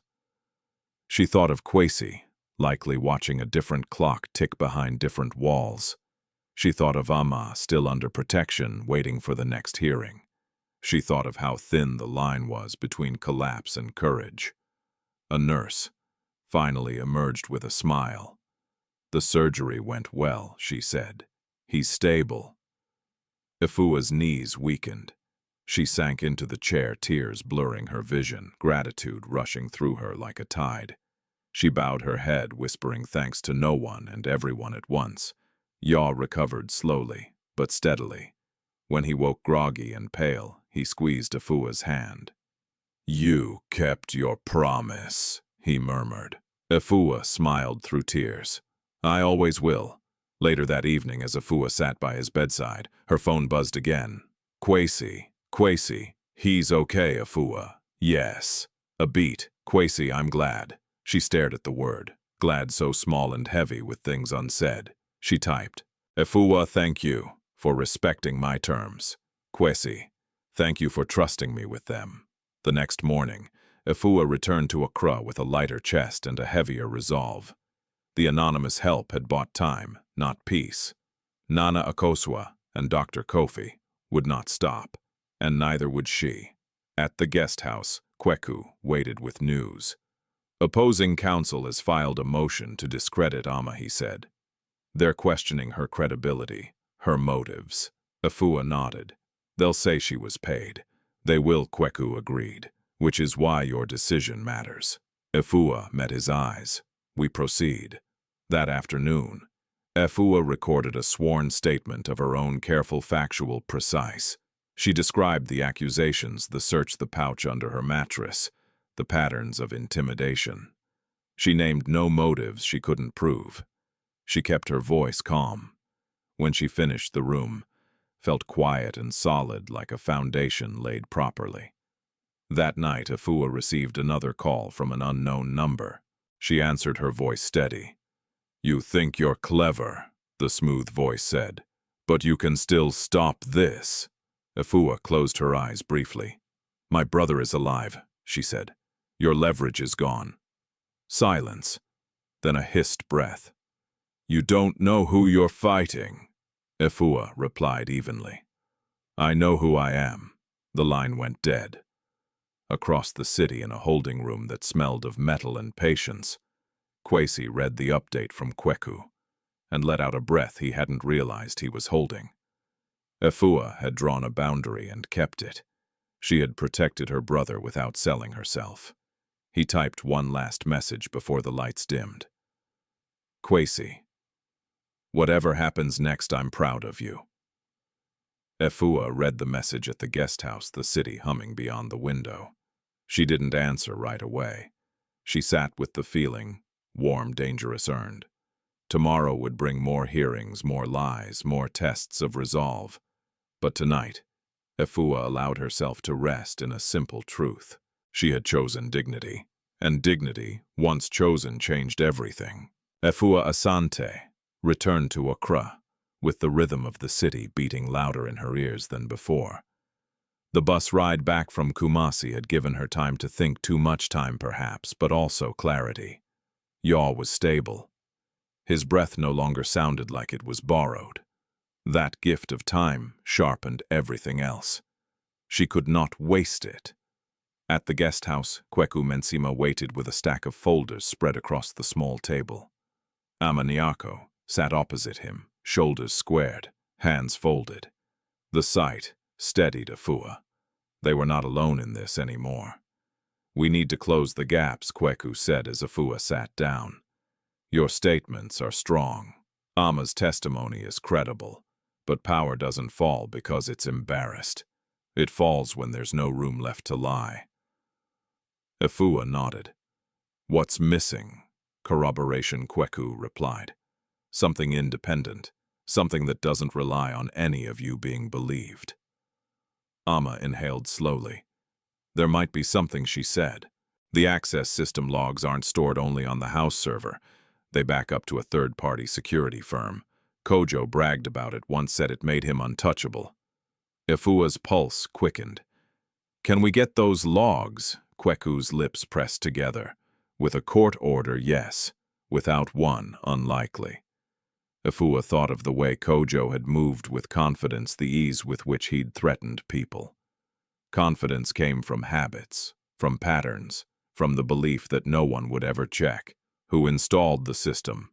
Efua asked. Ama frowned, thinking. "A company called Bright Shield. Small but reputable." Kweku leaned forward. "If Bright Shield keeps independent backups, we can subpoena them once the judge allows discovery." "And if they don't?" Efua asked. "Then we find a witness who knows how the system was used," Kweku said. "Someone who saw Kojo's routines." Efua's mind raced. "There was a handyman," she said suddenly. "Mensa, first name Kojo, too, but younger. He fixed the card readers. He complained once that Kojo Badu used master access at odd hours." Ama nodded quickly. "Yes, Kojo Mensa. He left after an argument." Kweku wrote the name down. "Can you find him?" Efua didn't hesitate. "I can try." That afternoon, Efua moved through the city with purpose. She visited the repair shop where Kojo Mensa used to work, then a small electronics stall near Circle, where people who fixed things often passed through. It took hours and patience and careful questions, but eventually a woman pointed her down a narrow street. "He rents a room there," the woman said. "Doesn't talk much." Efua knocked on a peeling blue door. After a moment, it opened a crack. A young man with wary eyes peered out. "Kojo Mensa?" Efua asked gently. He hesitated.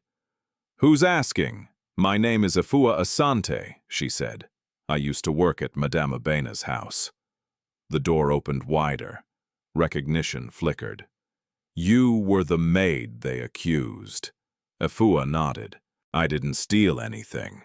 Kojo Mensa studied her, then stepped aside. "Come in." The room was sparse. Tools lined one wall. A small fan rattled in the corner. Efua explained everything: the accusation, the planted jewelry, Ama's testimony, the threats. She didn't rush. She let silence do some of the work. Kojo Mensa exhaled slowly. "I knew something was wrong," he said. "Kojo Badu had privileges he shouldn't have. He accessed the master bedroom corridor late at night, then disabled alerts. When I asked why, he told me to mind my business." "Can you prove it?" Efua asked. Kojo Mensa nodded. "I kept copies of maintenance logs. Habit. Saved me before." Efua's chest loosened. "Would you testify?" He looked down at his hands. "If I do, they'll come for me." Efua met his eyes. "They already did. They forced you out. They'll keep doing it to others unless someone speaks." Kojo Mensa swallowed. "I'll talk to a lawyer." By evening, Kweku had the logs scanned and secured. They showed master access used during the exact window Ama described, entries tied to Kojo Badu's credentials, alerts disabled manually. It wasn't the full backup, but it was independent corroboration. "Kweku," allowed himself a small smile. This tightens the net. The next morning brought new pressure. Opposing counsel filed motions questioning Kojo Mensah's credibility, claiming he'd been fired for incompetence. Efua expected it. Lies always tried to outrun facts. Amma received another threat, this time a note slipped under her door. Efua read it without flinching. "Stop now. We're close," Efua said. "That's why they're louder." Kweku arranged for Kojo Mensah to enter protection alongside Amma. Visibility increased. Cameras followed. The story shifted from gossip to scrutiny.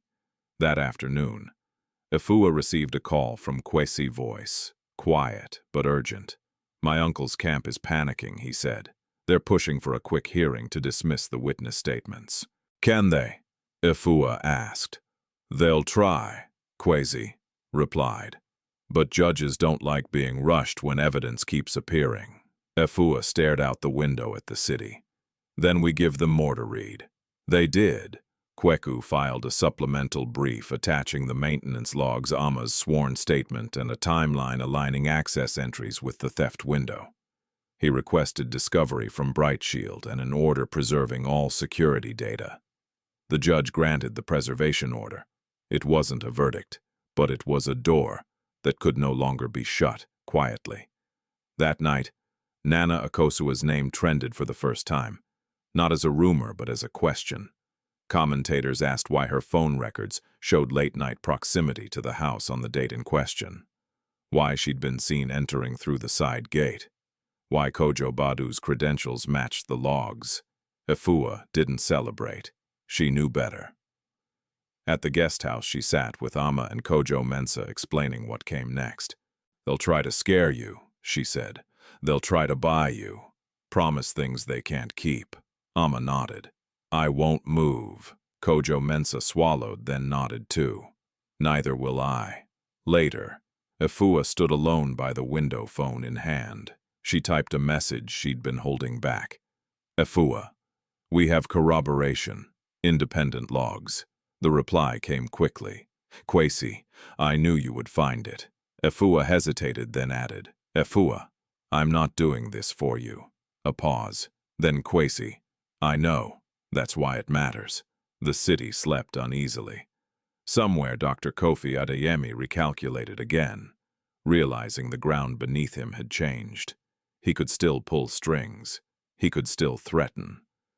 But paper had a way of remembering what people tried to erase. Efua lay down at last, exhaustion tugging at her limbs. Tomorrow would bring confrontation, maybe in a courtroom, maybe somewhere darker. She didn't know.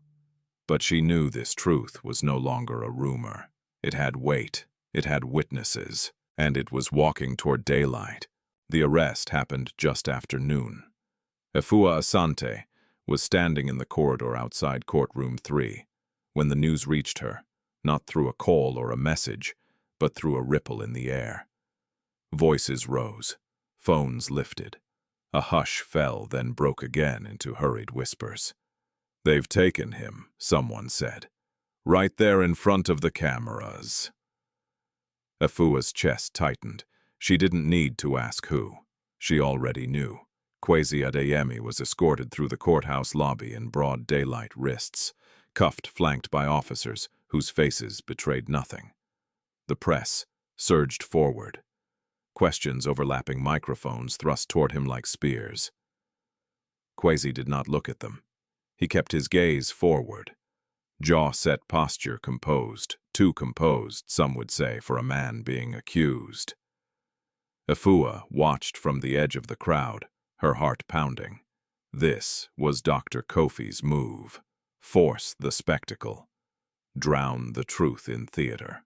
Make the story simple again. Powerful man falls poor. Woman manipulated, witnesses confused. Kweku Mensah appeared at her side, his voice low. "They filed an emergency motion," he said. "Fraud, conspiracy, obstruction." "It's aggressive. Is it legal?" Efua asked. "Barely," Kweku replied. "But legality often bends under pressure." Efua's phone buzzed with messages, some supportive, many cruel. She ignored them. Her eyes stayed on the glass doors where Kwesi had disappeared. He had warned her this might happen. He had chosen to let it. Now Kweku said quietly, "We decide whether to wait or to move." Efua inhaled slowly. Waiting was what they expected. Waiting would let the narrative calcify. "We move," she said. Inside courtroom 3. The judge took the bench with visible impatience. The room buzzed with tension. Opposing counsel spoke first, their tone, confident, rehearsed, painting a picture of deliberate deception and calculated theft. They referenced headlines. They referenced sources. They referenced Efua without naming her as a motivator, a beneficiary, a convenient pawn. Efua sat still, hands folded, listening without flinching. She felt the familiar urge to defend herself. Rise, then settle. Not yet. When Kweku rose, the room quieted. He spoke calmly, precisely, dismantling assumptions one by one. He submitted the supplemental brief. He referenced the maintenance logs. He named Ama Nyarko and Kojo Mensa as corroborating witnesses. He requested immediate consideration of discovery and protective measures. Opposing counsel objected loudly. "These so-called witnesses are compromised," one of them snapped. "They have motives." Kweku nodded. "Everyone has motives," he said evenly. "That's why we rely on records." The judge leaned forward. "Counsel," he said to the prosecution, "have you reviewed the independent logs submitted this morning?" A pause. "Too long. We are in the process," the prosecutor began. "Process faster," the judge replied curtly. "This court will not ignore evidence because it arrived inconveniently." Efua felt a tremor of hope, but she kept her face neutral. Hope could be dangerous when it showed. Outside the courtroom, the spectacle intensified. News tickers updated in real time. Analysts argued. The narrative split. Some clung to the old story. Others leaned into the new cracks forming beneath it. Efua's phone rang. Nana Akosua. Efua didn't answer. The phone rang again, and again. Efua silenced it. Minutes later, Kojo Badu was escorted into the building, his confidence visibly shaken for the first time.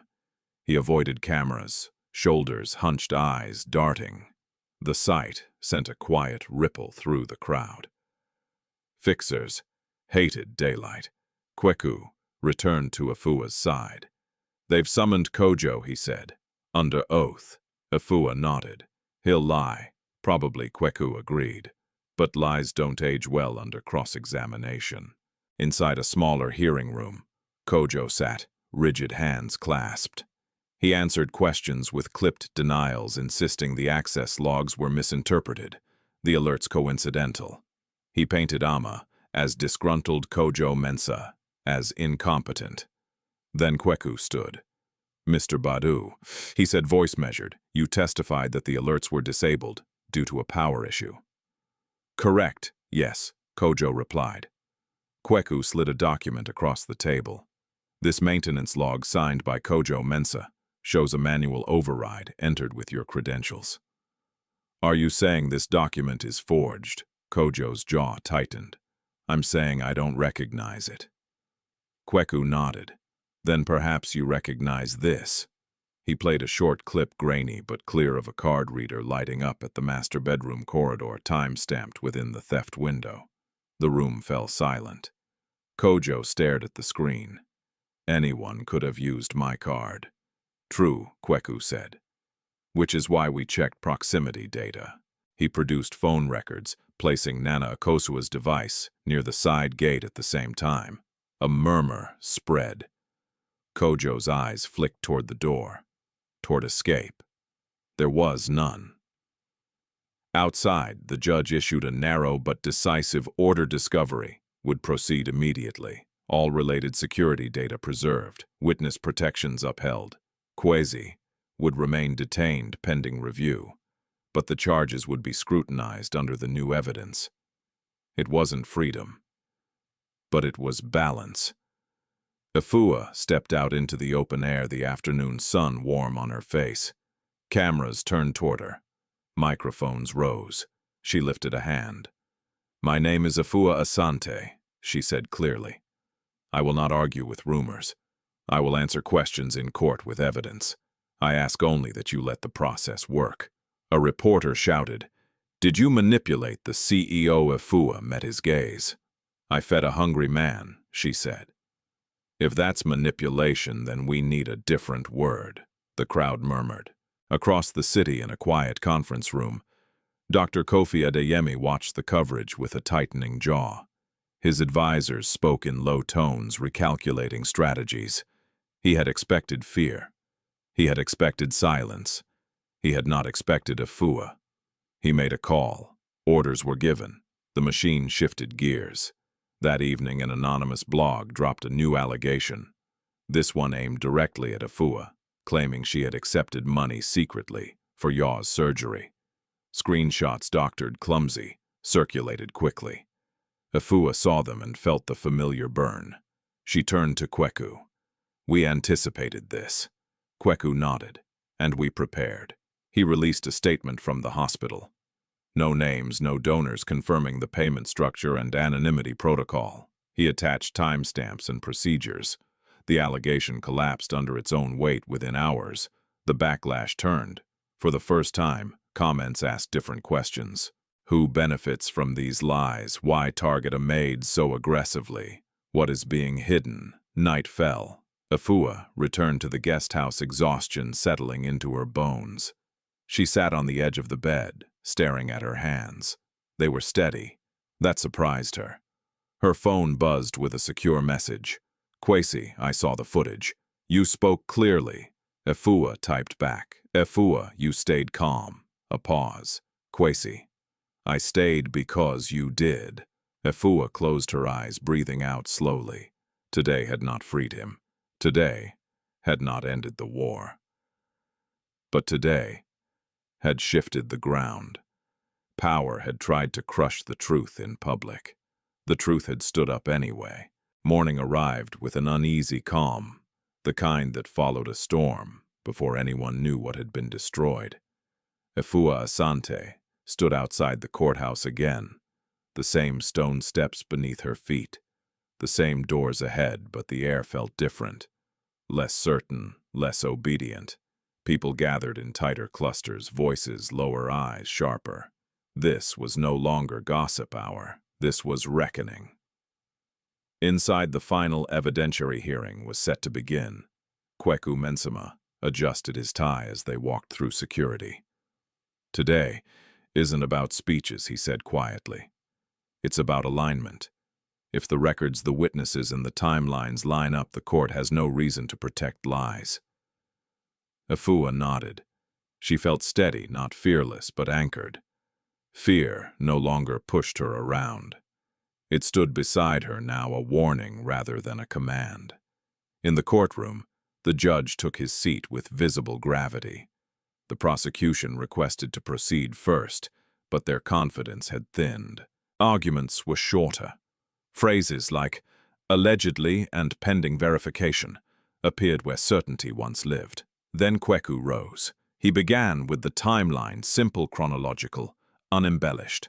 The night of the theft, the access logs, the maintenance records, Ama Nyako's sworn testimony, Kojo Mensah's corroboration, phone proximity data, the preservation order, each piece placed carefully, like stones forming a path that could no longer be denied. Opposing counsel objected once, twice, but the judge waved them down. "The record will reflect the evidence," he said. When Ama took the stand, the room held its breath. She spoke clearly, her hands steady, her eyes forward. She described what she saw, when she saw it, and why she had been afraid to speak sooner. She did not dramatize. She did not speculate. She told the truth the way people did when they had nothing left to lose. Cross-examination came fast and sharp. They questioned her motives, her finances, her timing.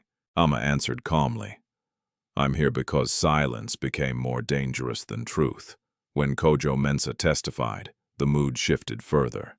His logs matched the timestamps. His explanations were technical, precise, hard to twist.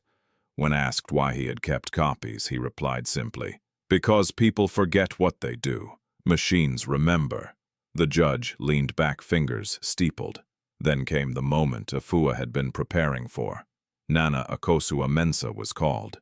She entered the courtroom with her chin high-dressed impeccably, her confidence practiced. For a brief moment, Efua felt the old imbalance, the memory of being ordered dismissed, minimized. Then Nana Akosua sat, and the questions began. Her answers were polished at first, dismissive of the logs, indignant about the accusations. She painted herself as a victim of a smear campaign driven by envy. Kweku waited. He waited until Nana Akosua contradicted herself. "You testified you were not at the house after 9 p.m. That night," he said, voice even. "Yes," Nana Akosua replied. Kweku displayed the phone proximity data. "This places your device at the side gate at 11:42 p.m. Nana Akosua's smile tightened. "Phones can be misplaced." "Indeed," Kweku said. "Which is why we also reviewed vehicle entry logs. A beat." He displayed a still image from a gate camera, clear enough to identify a silhouette, a distinctive scarf. Nana Akosua's breath hitched. "This is harassment." The judge leaned forward. "Answer the question." Kweku continued. "Did you enter the house after 9 p.m.? Silence stretched. Then quietly, "Yes." A ripple moved through the room. When Kojo Badu was finally called, the air felt electric. He looked smaller now, his earlier bravado gone.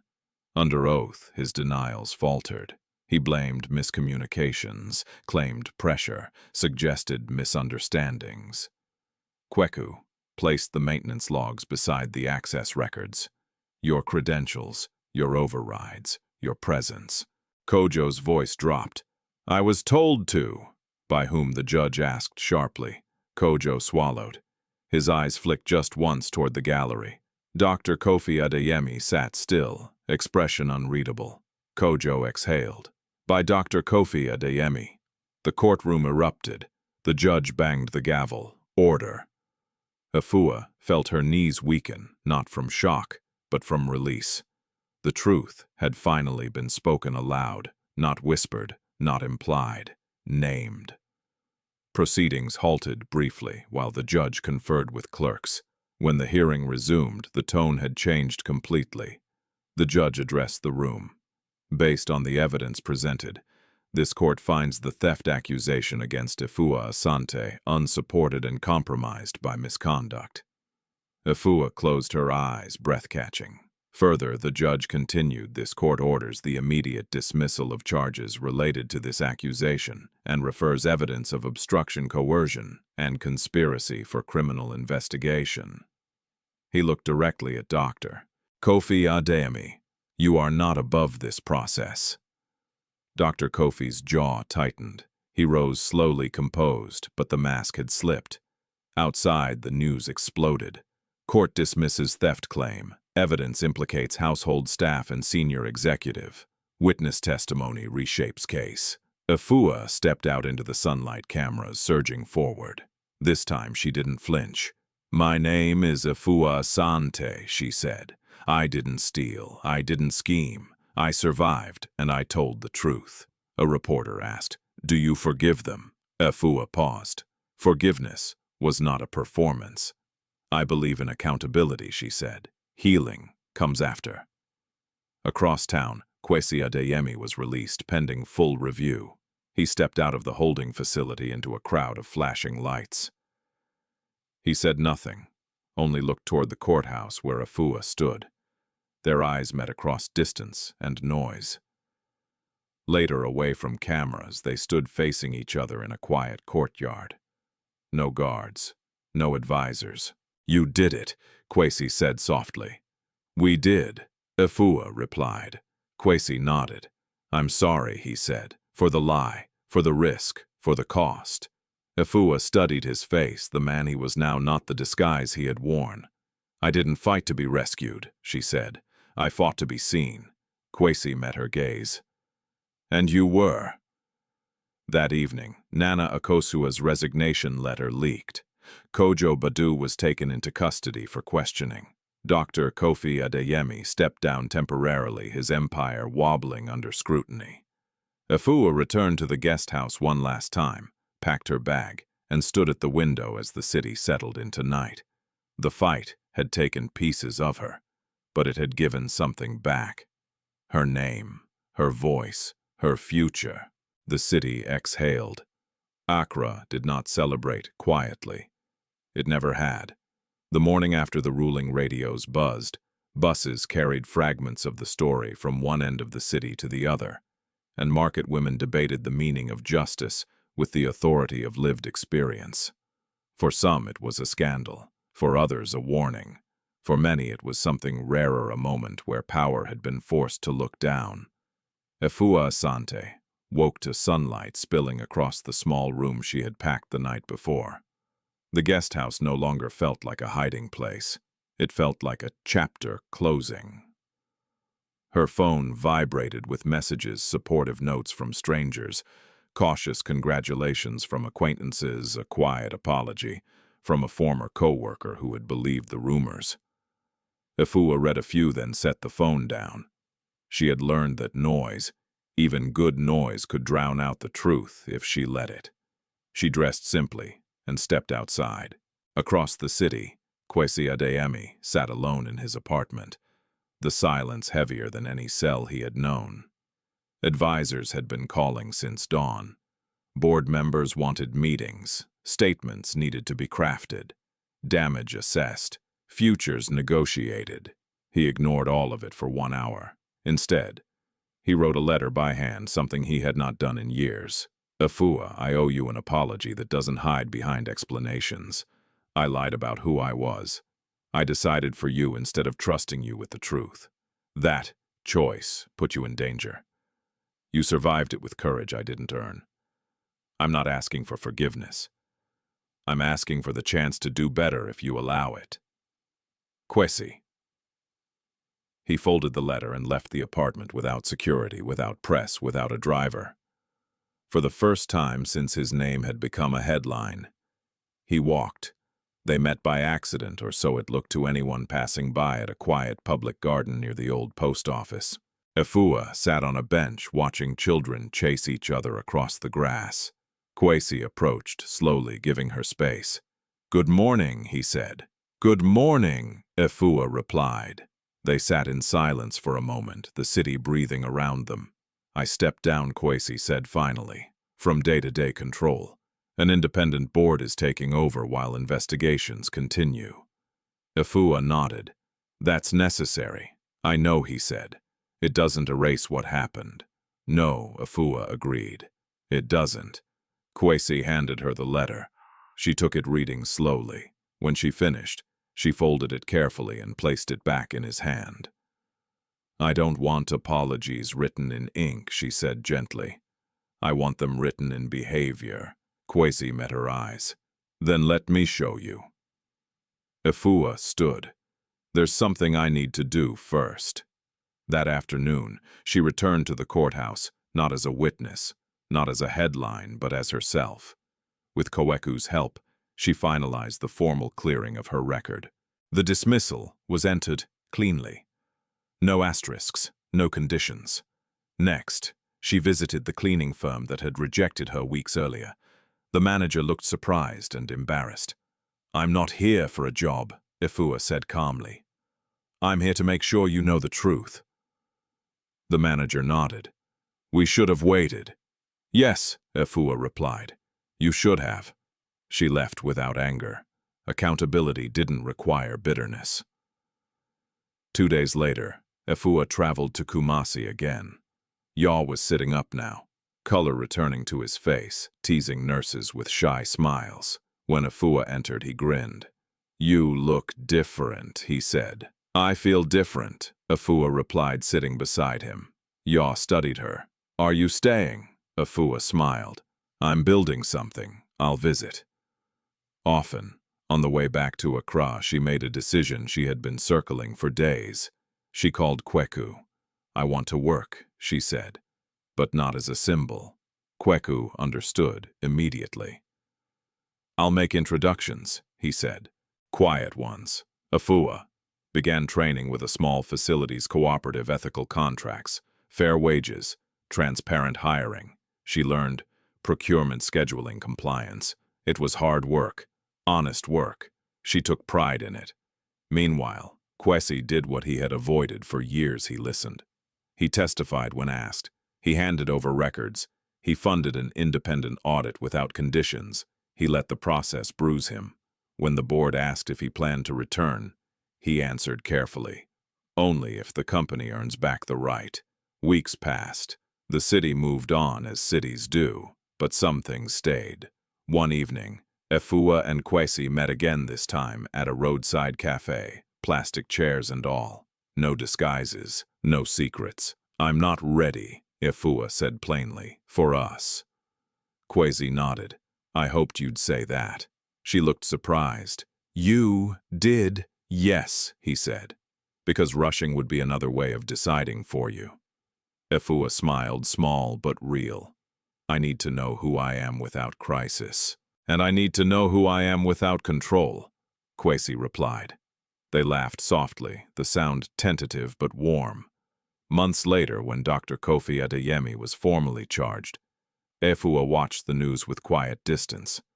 It wasn't triumph she felt, just alignment. The world made a little more sense when actions met consequences. Efua's cooperative secured its first major contract. She hired 3 women from neighborhoods like hers. She paid them on time. She trained them well. She listened. One afternoon, Kwesi visited the site, not as an owner, not as a benefactor, but as a volunteer. He wore a plain shirt, took instructions, swept floors. Efua watched him work, measuring not his effort, but his patience. At the end of the day, he approached her. "May I walk you home?" Efua considered the question, the respect inside it. "Yes," she said. They walked as equals. Later, sitting on the steps of her building, Kwesi spoke carefully. "I don't want to be a chapter you survive," he said. "I want to be someone who stands beside you if you ever choose that." Efua leaned back, watching the sky darken. "Then keep standing," she said. "Time will decide." When he left, Efua felt no ache, only openness. That night she wrote to Yaw. "I learned something," she typed. "Loving yourself isn't loud, it's consistent." Efua Asante went to sleep with a steady heart. She had been poor. She had been accused. She had been silenced. Now she was something else. She was free to choose. Life rarely announces its lessons gently.